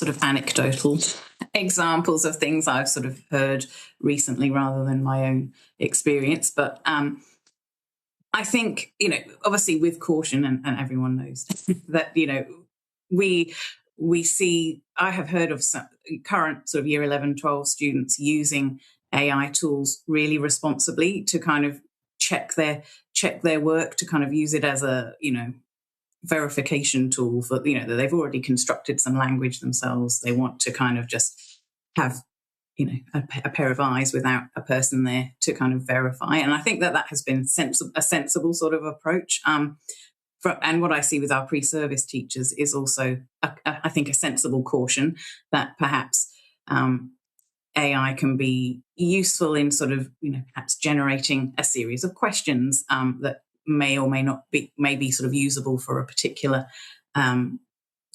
question and answer sort of sequence, but that it doesn't replace, the essence of human interaction. And if we want to create, communicatively competent students in our schools, nothing really beats actually having a conversation with someone else. But that the AI tools can maybe be useful in a sort of functional sense for, verifying errors in pieces of text that they've created for sort of, grammar checking and that sort of approach. But I haven't heard of anything more kind of cutting edge in terms of what has been possible yet.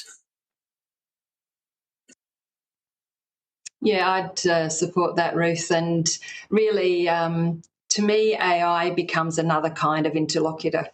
And that interlocutor can basically help you improve. It can show you what not to do. It can help you check and so on. Students are very savvy around AI, very good at judging what is worthwhile listening to from AI or not. I think it's a very pragmatic tool for students. And it does help, I think, with metalinguistic awareness, the ability to look at how language is performing and playing the kinds of meanings that it can generate and how that meaning can be manipulated in certain ways. And I think it's also good for humour, which never goes astray in language learning. I like that frame as another interlocutor. The services that certainly my kids have seen are actual verbal conversational AI tools where you can have a conversation in another language and they'll say, oh, I wouldn't put it that way, like you get notes during the conversation from it about having to do it. And clearly talking to a robot will never be as stimulating as talking to a human being. But, as a zero cost supplement for repetitive reinforcement type training, acknowledging that costs of direct instruction of language training has always been an obstacle to scaling it up. It seems like in a systems-wide sense, it might be a useful tool as a tool of pedagogy rather than as a substitute for the need to learn language. Yeah, and I think, just the capacity that you develop with students to generate queries for AI. You know, that's a substantive chunk of learning, because it's actually about them using the power of language to boss something around. And so, you know, they're very happy to wield that power. But yeah, I think it's, you know, really instructive for them about how language works. Can I just ask a final question around teachers' associations? I think your submissions sort of evoke the experience of being a language teacher quite well, and that it is, you know, as currently structured, quite isolating. You know, being, you know, generally the only teacher at the school teaching a language, having to move from class to class to class, you know, not having that kind of agency and control over a relationship with a classroom in an ongoing way that other domains might have. In that context, what is the importance of language associations? I mean, and in particular, like Indonesian language associations, the granular ones that provide support. What role do they play, and what bigger role could they play if we better supported them?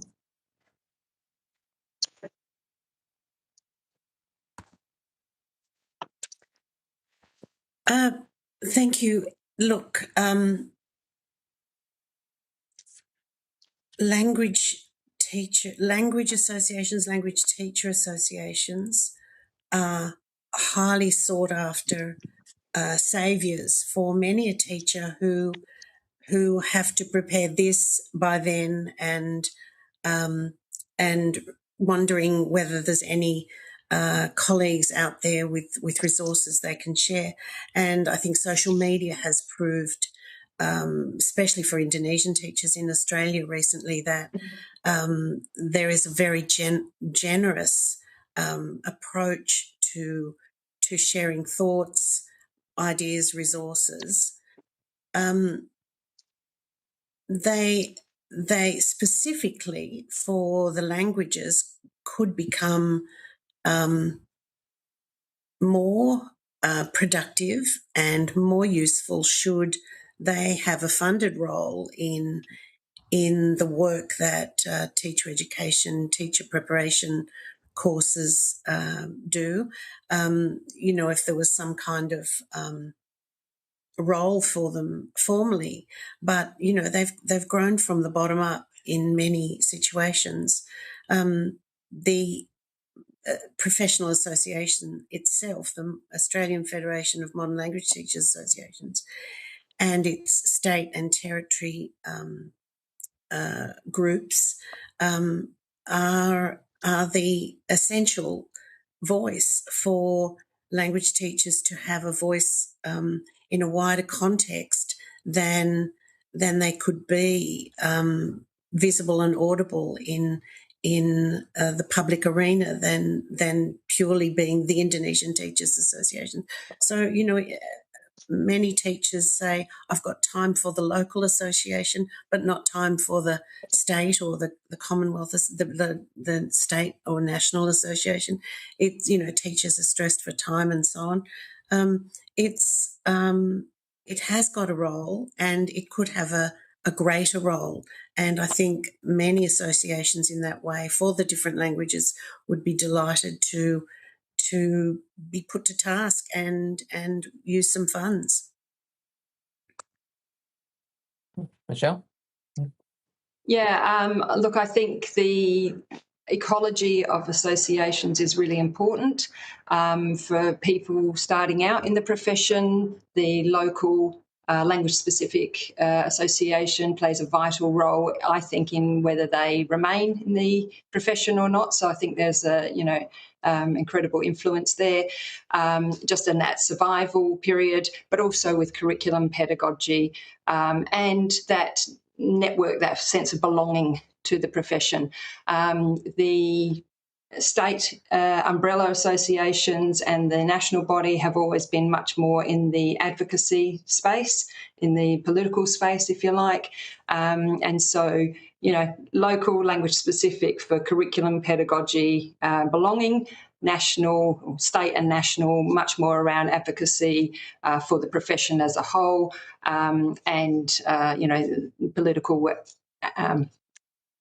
agitation, if you like. So, you know, they all have a role to play. They're all very nested.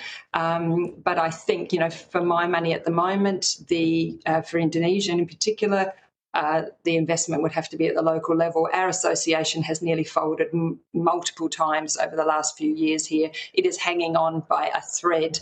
And so if I had to do anything immediately, that's where I'd go. So for Indonesian, which we've talked about as requiring an urgent intervention, teachers' associations might be a useful intervention point to help, you know, break up that spiral that we're seeing at the moment. Is that fair to say? Yeah, absolutely. Key player. Mm-hmm. Wonderful. Okay, I think we're at time. Thank you all for sharing your expertise with us here today. You'll be sent a copy of the transcript of your evidence and will have an opportunity to request corrections to transcription errors. Please send your responses to any questions taken on notice during this hearing to the Secretariat by close of business on Wednesday, 1 April 2026. The committee will now suspend for a 30-minute break and resume at 1:45.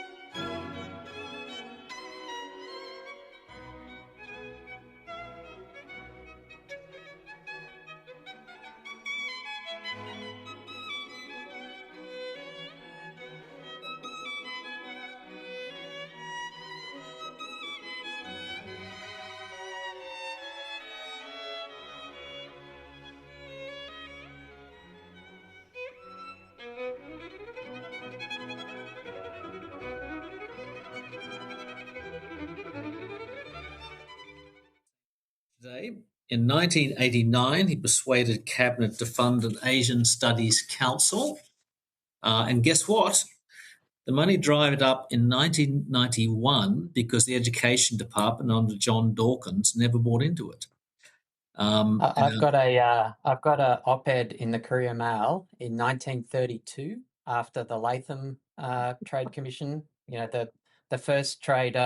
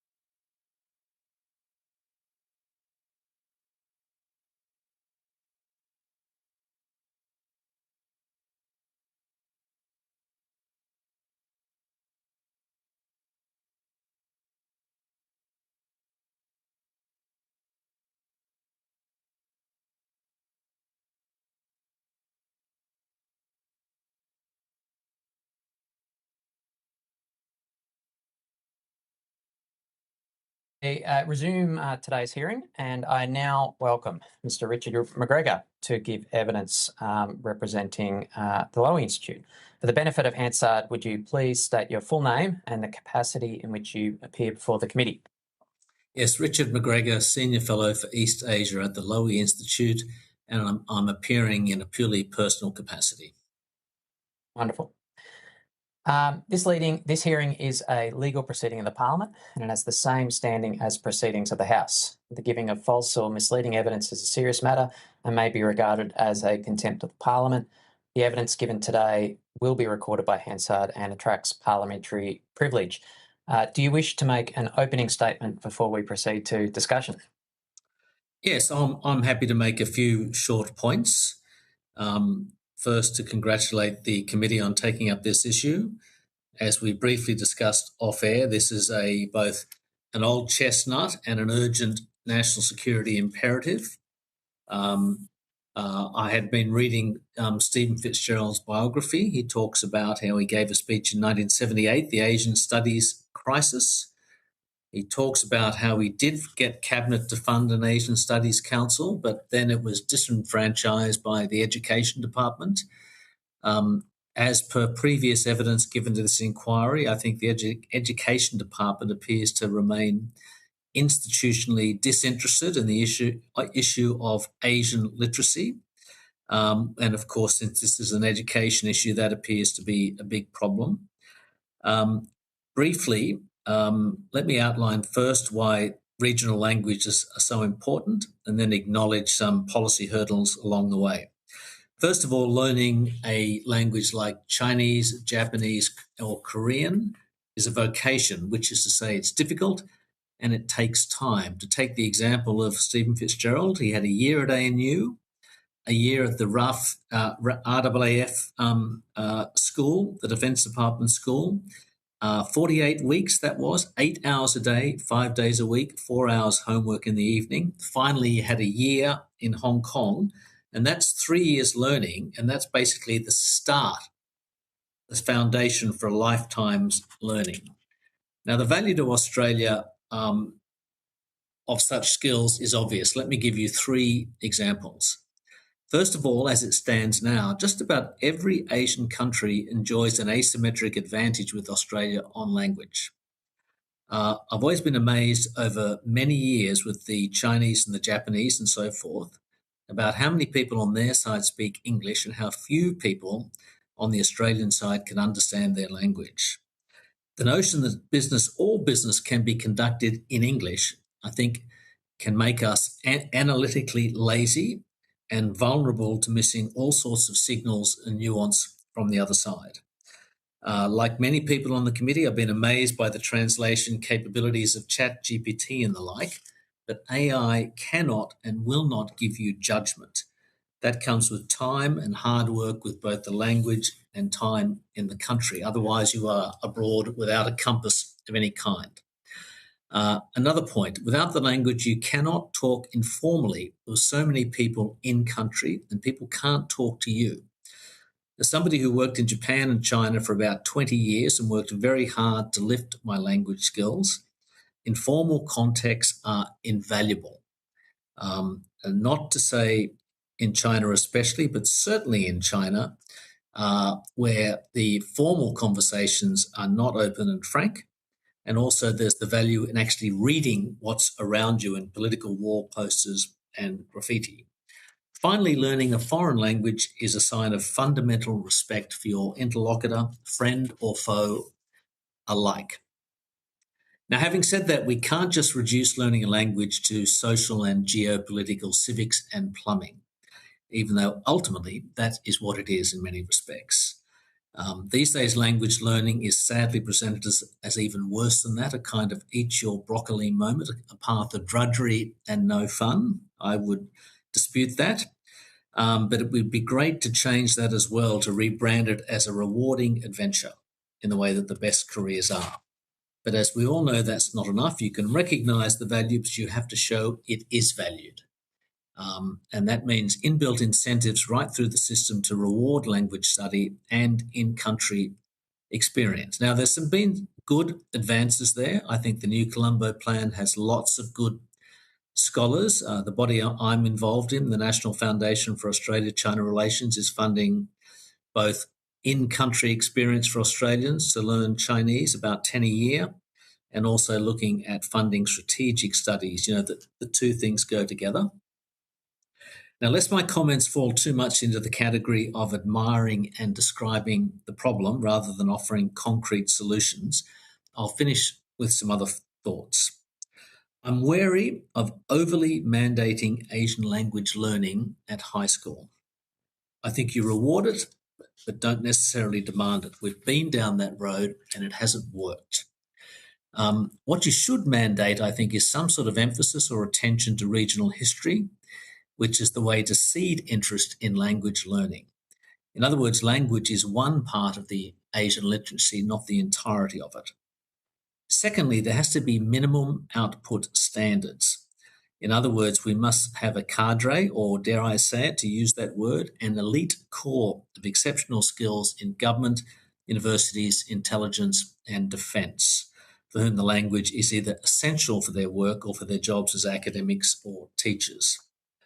Secondly, anything put forward by Canberra has to go through respective state education systems if we're talking about high schools, which is obviously a big factor. And Tim, after meeting you earlier this year, I talked to some people on the New South Wales education bureaucracy. We have been discussing possibilities of centres of excellence for language and how they might fit into a high school system. As it turns out, the New South Wales Department of Education has moved away from the Centre of Excellence model with high schools generally. There's some Centre of Excellence for tech and agricultural high and creative and performing arts, not for language.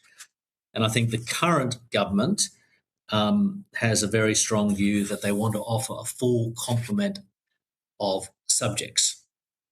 Now, that's very difficult with languages because we've got a sort of circular downward cycle at the moment. We don't have enough teachers. The teachers we do have become part-timers because there aren't enough students learning the language to make them full-time. and therefore the attraction of becoming a language teacher diminishes even further. The few areas bucking that trend are clusters of where there's a single migrant group in an area, say like Cabramatta in Sydney, and a lot of kids there are learning Vietnamese, say 63 at the high school there. But we want to broaden that, or I would argue you want to broaden that. It's not simply about reconnecting with the motherland. So I'll finish there and happy to take any questions. Thanks. Wonderful. Thank you for that typically direct contribution, Richard. I wonder if we might start with a few big picture questions before delving into those specifics that you finished with. And I appreciate your comments. This is fundamentally an education policy question, but can we step back and say, what are the necessary ingredients or elements? What are the necessary sovereign capabilities that Australia needs to understand and be effective in our region in the current international circumstances that we confront? What are the outputs that do we need our education system to be producing so that our diplomats, our defence forces, our governments, our businesses can be effective in the region? Yes, the term sovereign capability is interesting, and if you, in a day-to-day media coverage, sovereign capability I find is often reduced to a decimal point measure of defence spending in the budget, for example, as a percentage of GDP. Whereas we all know that defence spending is kind of like a decathlon. You know, there's 8 different areas that all go into sovereign capability. Education is part of that, not just familiarity with the region, its skills in the region. If you don't have an intellectual foundation, not just in one generation, but through generations, one being handed on to the other, in different Asian countries, then you are not going to be able to, the rest of your sovereign capability, if you like, ends up being misplaced or diminished in any case. In terms of education outputs, I don't know whether you're getting back to the issue there of what we should do in high schools. It's the old thing, show me your budget and I'll show you my policy. And in this question, of course, it's something you can't turn on and off like a tap. It's basically very much a sediment of knowledge which has to sit there in the entire system through many years. I know that some politicians at different times, political leaders, I'm not saying that in a pejorative way, but everybody has a go. I think Chris Minns in New South Wales said many years ago that every child in Australia should be learning Mandarin, and I just find that's impractical. So my view was that we should have a foundational base of highly trained, highly educated, highly language proficient alongside cultural, political sensibility as well in regional countries, and then we build on that. The rest is a gravy in a way like that. I just don't think you can churn out Chinese language speakers. Some people can learn Chinese and they can never speak it. So you don't want to set up so many students for disappointment. And it's a difficult issue for yourself as chair of this committee, because you have to both combine your aspirations with not just the practical ability of students to tackle these topics, but it's the willingness, interest, priorities of state leaders, education ministers as well. So if we consider what you've said there, and for example, say that the foundation for Australia-China relations submission to this inquiry, there are different levels of knowledge that we need a sovereign capability of. We need a breadth of understanding of Asia that's broadly dispersed throughout the Australian population, understanding of the broad dynamics and the broad history and religions and cultural dynamics of the region. And then we need more in-depth experience. I think you described them as cadres of experts in specific countries that are able to both generate new knowledge and depth of understanding in particular contexts, but also to educate the next generation and to pass on that information and to keep cultivating that broader understanding through the nation. This is one way of conceptualising it. I'm interested in that context in getting your view about the ability for Australian institutions to provide that. And if we look at actually some of the other work of the Lowy Institute, it's been tracking the size of the Australian Diplomatic Corps for some time, and it's noted that in headcount figures, Australia has one of the smallest diplomatic corps in the G20.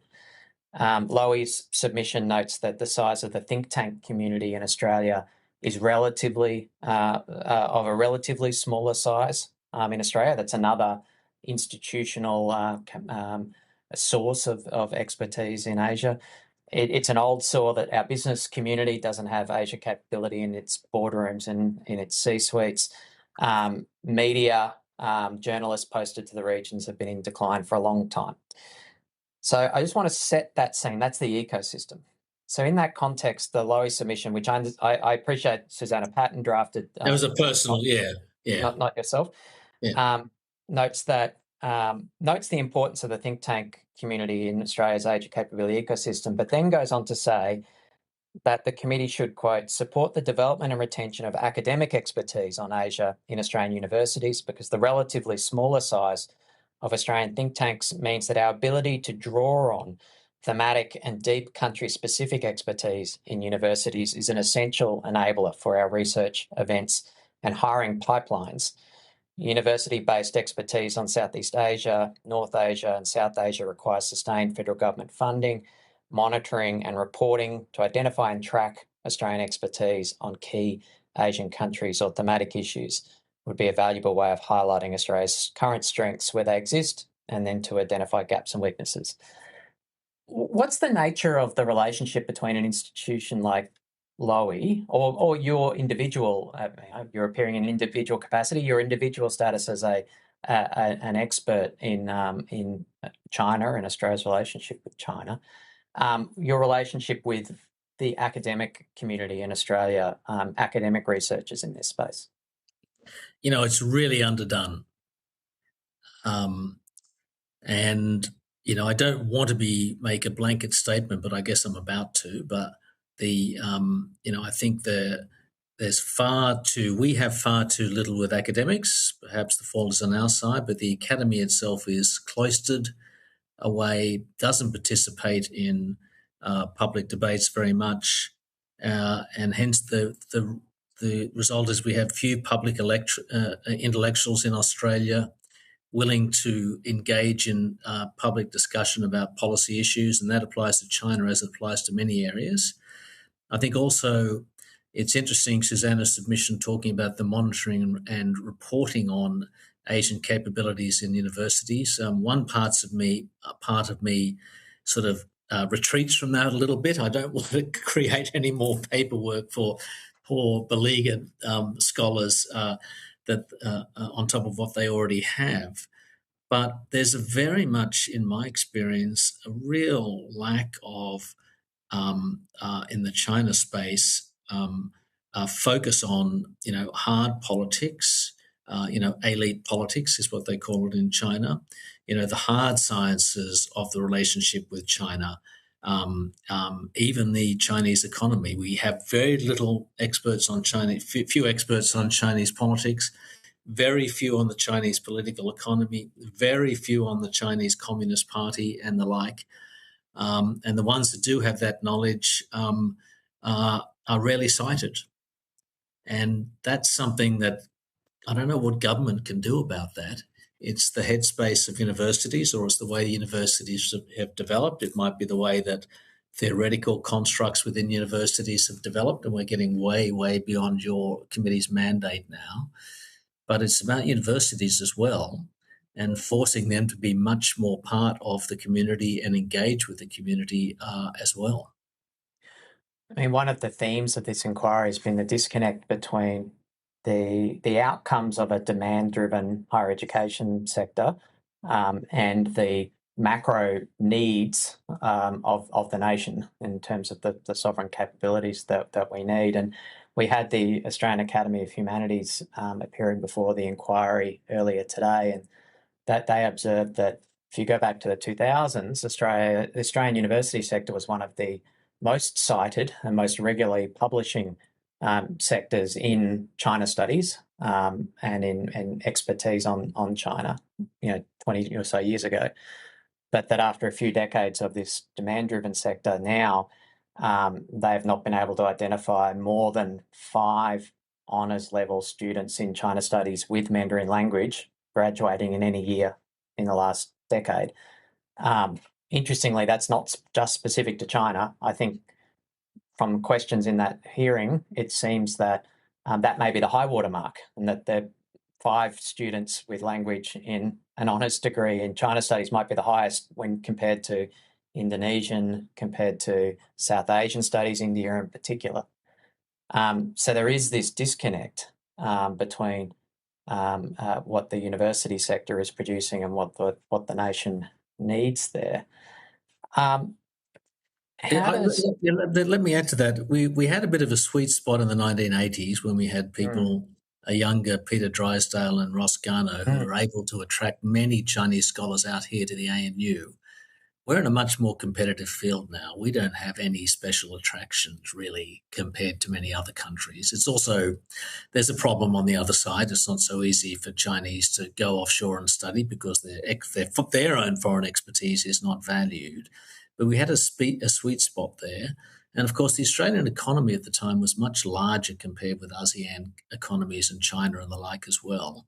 So we have to work harder because we're kind of disappearing. Otherwise, there's a threat we'll disappear in the rearview mirror. And the third point is that the only places that can really inculcate a genuine expertise, a genuine knowledge, long-term, ability to study for some years are the universities. You're going to have exceptional people at high school, but the universities must be at the core of it. Mm-hmm. Ms. Coffey has a question. Thank you, Chair, and thanks so much, Richard, for speaking with us this afternoon. I just wanted to pick up on something you mentioned about history and within the context of not mandating the study of Asian languages within school, but perhaps looking at things like history. In some of the testimony we've received from other groups, we have had ideas and explored ideas of cultural experiences for students to try and pique their interest and perhaps try and encourage the study of an Asian language at school or beyond. And I feel like your comments around history might have been for the same purpose, but I don't want to assume that. And I'm just wondering if you could speak a little bit more about how you feel other areas of study or other experiences might encourage young people to take up an Asian language later on. Yeah, I think I'm a little bit different, and maybe it's my own narrow perspective, to be honest. But I feel there's culture, which is important. Culture, of course, can be broadly defined or narrowly defined. But I'm talking about the drama, the innate drama of history in Asia, Chinese Revolution, the major revolution in Japan, however you see it. It's about getting people excited about the story. It's not really self-printing in the Tang Dynasty, A lot of the sort of faux cultural events you might have are probably very bland, that one might see staged by official platformers and the like. I think it's more the drama of it. Some people get excited by the Second World War or great tales of heroism. There's great Australian stories about Australians in China, for example, which can bring the drama of the rise and fall and then rise of a nation to people's imagination. It's a matter of firing people's imagination. And I know that's not a single arrow shot. You need curriculum, you need inspiring teachers and all of that. But we're not going to, get anywhere by telling people something is important, therefore they must study it. That'll get you so far. And certainly the government can do that because the government can have priorities, but people have probably flocked there gone in there for a reason anyway. But you need a little bit of excitement, beyond that to get people interested. I always remember Kevin Rudd said that he got excited in China when he was a young kid reading about Gough Whitlam going there. He could see it was the moment. And that's kind of the secret sauce if it can actually be made. Thank you so much. Thanks, Chair, as well. So in that context, another one of the big themes of this inquiry has been this kind of, I suppose, the cynic's perspective of like, well, why bother with any of this? AI is going to fix it all. Yeah. What is your response to that as a practitioner in this space? I mean, I can see a world where, if we think about this in economic terms, the cost curve for translation has moved significantly to the left. It's much cheaper, much more accessible to get basic level transactional, literal translation services. But that kind of leaves much more complex problems for human beings who are attempting the actual communication task left to resolve. So questions of cultural context and meaning, questions of trust, how to convey commitment, things like that. What is your impression of this view that AI is going to solve this problem for us? Yeah, look, I'm probably like many people, and I'm dazzled by the abilities of AI. We use it at work here at the Lowy Institute now for help in research projects. The translation abilities compared to machine translation abilities of 5 years ago or that Google does on your phone are astounding. Absolutely. So it's a really fascinating tool that we're all coming to grips with, and I'm quite excited by it. But it simply will not give you the judgment. You've got to go to Beijing, breathe the air, or wherever, Delhi, 2 to 3 years. You have to get a sense of the pace of a society and a political system. You have to get a sense of the personalities of the system. You have to get a sense of the way history is embedded in those systems. You have to get a sense of you as a foreigner, how you fit in or don't fit in, or are welcome or not welcome. You have to sit across from people, across a table, and see how they speak to you and how that changes over time. So I don't see how AI substitutes for that. It may be, it may gnaw away at the willingness of people to study the language because they think they can just put it into a computer. But for example, the other day we had a delegation at Lowy from the US Naval War College, which has long translated very important texts coming out of the Chinese defense and military system. And they still do it one by one because they think that the AI translations don't quite capture it, don't understand the concepts and the Chinese political language. Now, that may change, but they haven't given up and they don't want to give up their sort of hard-won Indigenous ability to do it themselves. Mm. You can imagine a world as well when you have floods of people coming in using basic translation services into regions, into countries that those that have that rich cultural understanding and are able to, have the higher quality translation capability, the value of those individuals could actually increase in that context. Yeah, I don't think that AI disintermediates out people in this field at all. In fact, it should make you more valuable because everybody is going to have as you say, an access to a base load of information. Nobody will know how to sort through it properly, and nobody will know how to make judgment calls with any confidence because the intellectual foundation, the learning, won't be there. So another theme of the inquiry is this implicit view that kind of we don't need to do this for ourselves. Other countries, whether university systems or think tank systems or government systems, can develop this new knowledge and expertise and understanding of countries, and we can free ride, essentially, off that. What's your view on whether there is a need for a specific Australian sovereign capability on this? Do we have unique perspectives or interests that would need to be served by a domestic capability in this space? Well, at the very time we're talking about supply chain vulnerabilities, you could apply the same lesson to this. For example, at Lowy, we've been discussing about trying to get a sort of a PLA knowledge centre up. The only experts in that area that have the capacity to do that are the Americans. Now, that's immensely valuable, but it's no criticism of America to say that we want to see it through our own eyes. That's the first thing. I also think that sovereign capabilities of many countries in this area are very poor. Let me give you some examples. I do a lot of travel in the region, mainly ASEAN, but also last year to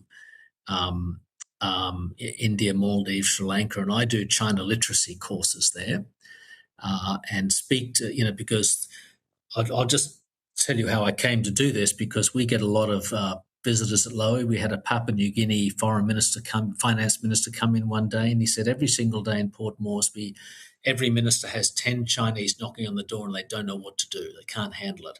That applies around the world. China is big everywhere. There is most countries have no indigenous knowledge of China. So I started going to the Pacific countries, Fiji, PNG and the like, and giving lectures. I mean, I try to be objective because they don't want an Aussie wagging a finger at them about this is how China works.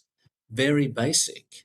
You go to America, you learn about the 3 levels of government, Westminster system in the UK, whatever. Most people in the region, in ASEAN countries, they have very little core Chinese knowledge and they are all trying to skill up. And there's absolutely no way we could rely on them. Even if we wanted to, we shouldn't. We can pool resources with them. Within think tanks, there's quite a sort of fruitful sort of networking effect and the like. But I went to Malaysia. Malaysia has a lot of native Chinese speakers because of the large Chinese population. They lament how they've neglected this issue. Indonesia is the same. They lament that they've neglected this issue, and the only sort of connection with China, or the best connections, are through overseas Chinese. Sovereign capability, I'm talking about China, the same applies to, say, Japanese or Korea. All of these countries are scrambling to build sovereign capability here, to feed into academia, to feed into their governments, because they're lacking. Even Vietnam, which has a very close relationship with China, and everybody wants to talk about China. Nobody knows how to talk about China. Everybody's scared of talking about China, and you only develop the confidence to do so if you've got the intellectual foundation built up over many years. And I'm not talking about me, but generally speaking, the system, because obviously you're going to have disagreements about China anyway. So we are not alone in this. We're much better, I think, at talking about addressing it, actually addressing it. It's the old Aussie problem. We're great at policy making, maybe not always good at executing policy making, is something that everybody's grappling with, actually. And, extending that idea, I mean, your expertise is in China, but if we look around the world for other sources of expertise in, for example, the way that Indonesia works, or the way that India works, there isn't a plethora of that in our historic partners, at least. No, I think historically Australia's been very good, or ANU very good about Indonesia. The only other place I think which is close is Cornell University in New York State in America. I hope that's not slipping, but I still think that's something we should hold on to dearly because it's so important and will become more important as a global phenomenon over time. India is the same. The Lowy have just been funded have an India chair. We've just announced that last week. So that takes a long time to put something like that in place. I think India is slightly different because they have a large, English-speaking and very talkative community in India itself. And so there's more connections across there, but that's something we don't have much of here. Certainly the UK does, and the US, where you have a bigger diaspora community, and we're playing catch up there. But hopefully we are going to start to catch up. I mean, the Australian Academy of Humanities submission points to that issue specifically in its submission, where it says that, quote, advanced courses at Australian universities in Asian culture and languages are closing at an alarming rate and suffering from declining enrolments. 13 universities offered undergraduate subjects on Southeast Asia in the 1970s, which is 3 times more than today.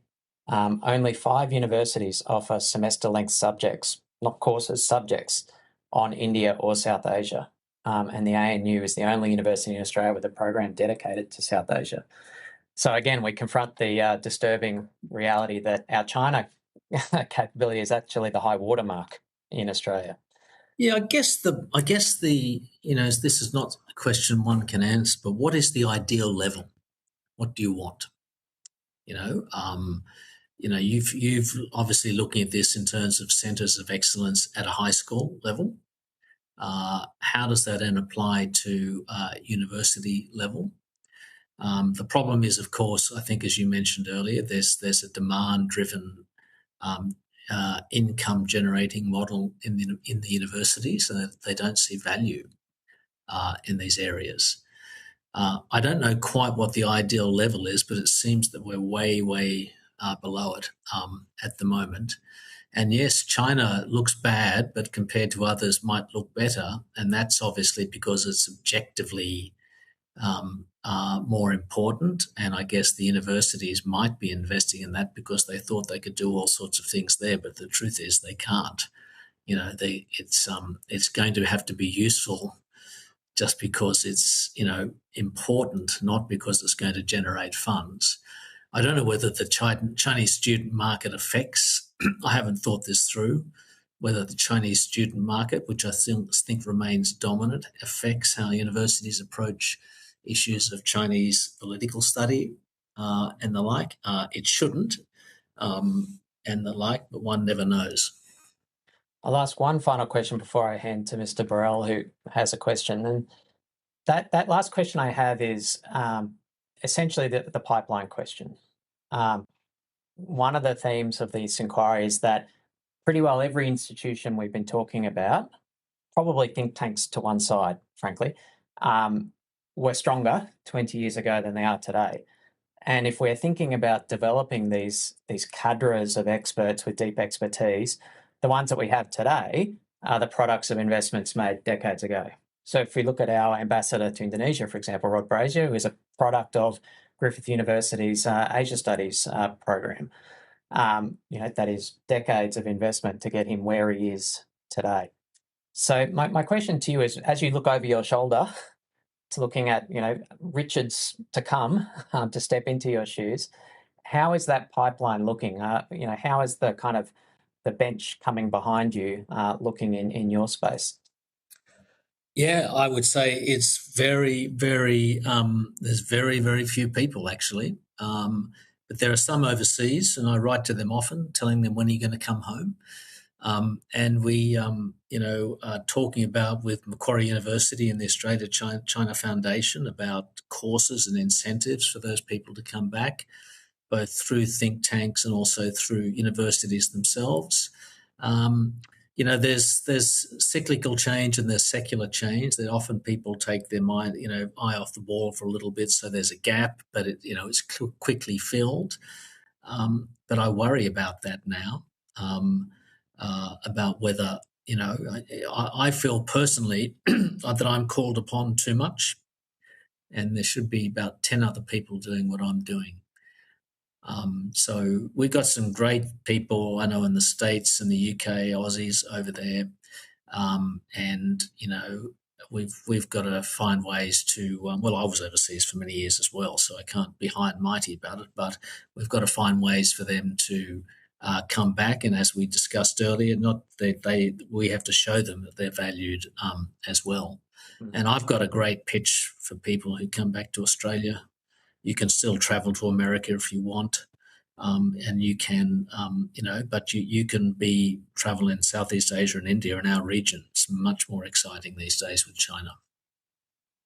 Wonderful, thank you, Mr. Burrell. Thanks, Chair. Thanks, Richard. That was very interesting. I guess just want you to flesh out a little bit when you say how much is enough in relation to some of these issues. I suppose it depends a bit on the strategic scenarios that we have, and particularly in relation to Southeast Asia, Japan, and China. I suppose I'm a regional MP from an agricultural area, and 10 to 15 years ago, the huge focus was on trade, and now it seems to have shifted a little bit to security. So does that mean there needs to be a big shift in our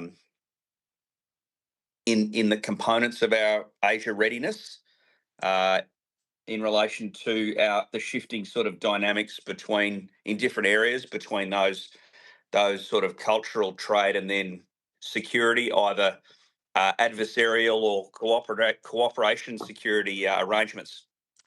Yeah, I think in some respects, in terms of, I don't know what type of agriculture you're overseeing, but I think in some respects that takes care of itself, right? Because Aussie farmers are well known around the world for their ability to, compete in global markets without subsidies, et cetera, and I think that there's going to be demand for Australian produce whatever happens, right? Now, you're going to get the tap turned on and off a little bit here and there, maybe through trade disputes. But, I often quote the example about Ukraine.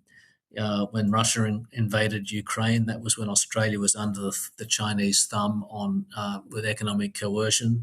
We exported record amounts of grain to China at that time because of the shortage. I think we said to Malaysia, we will guarantee you grain at that time because the Malaysians were worried about it. So I think the idea of strategic expertise is not really a separate pot, if you like, from expertise in trade and the like, because they're all in the one thing these days. Trade is being more weaponized than it was, therefore trade becomes a much more strategic concern. The weaponization of trade in many respects is focused on supply chains, little bits of here and there, or critical minerals is the popular case at the moment.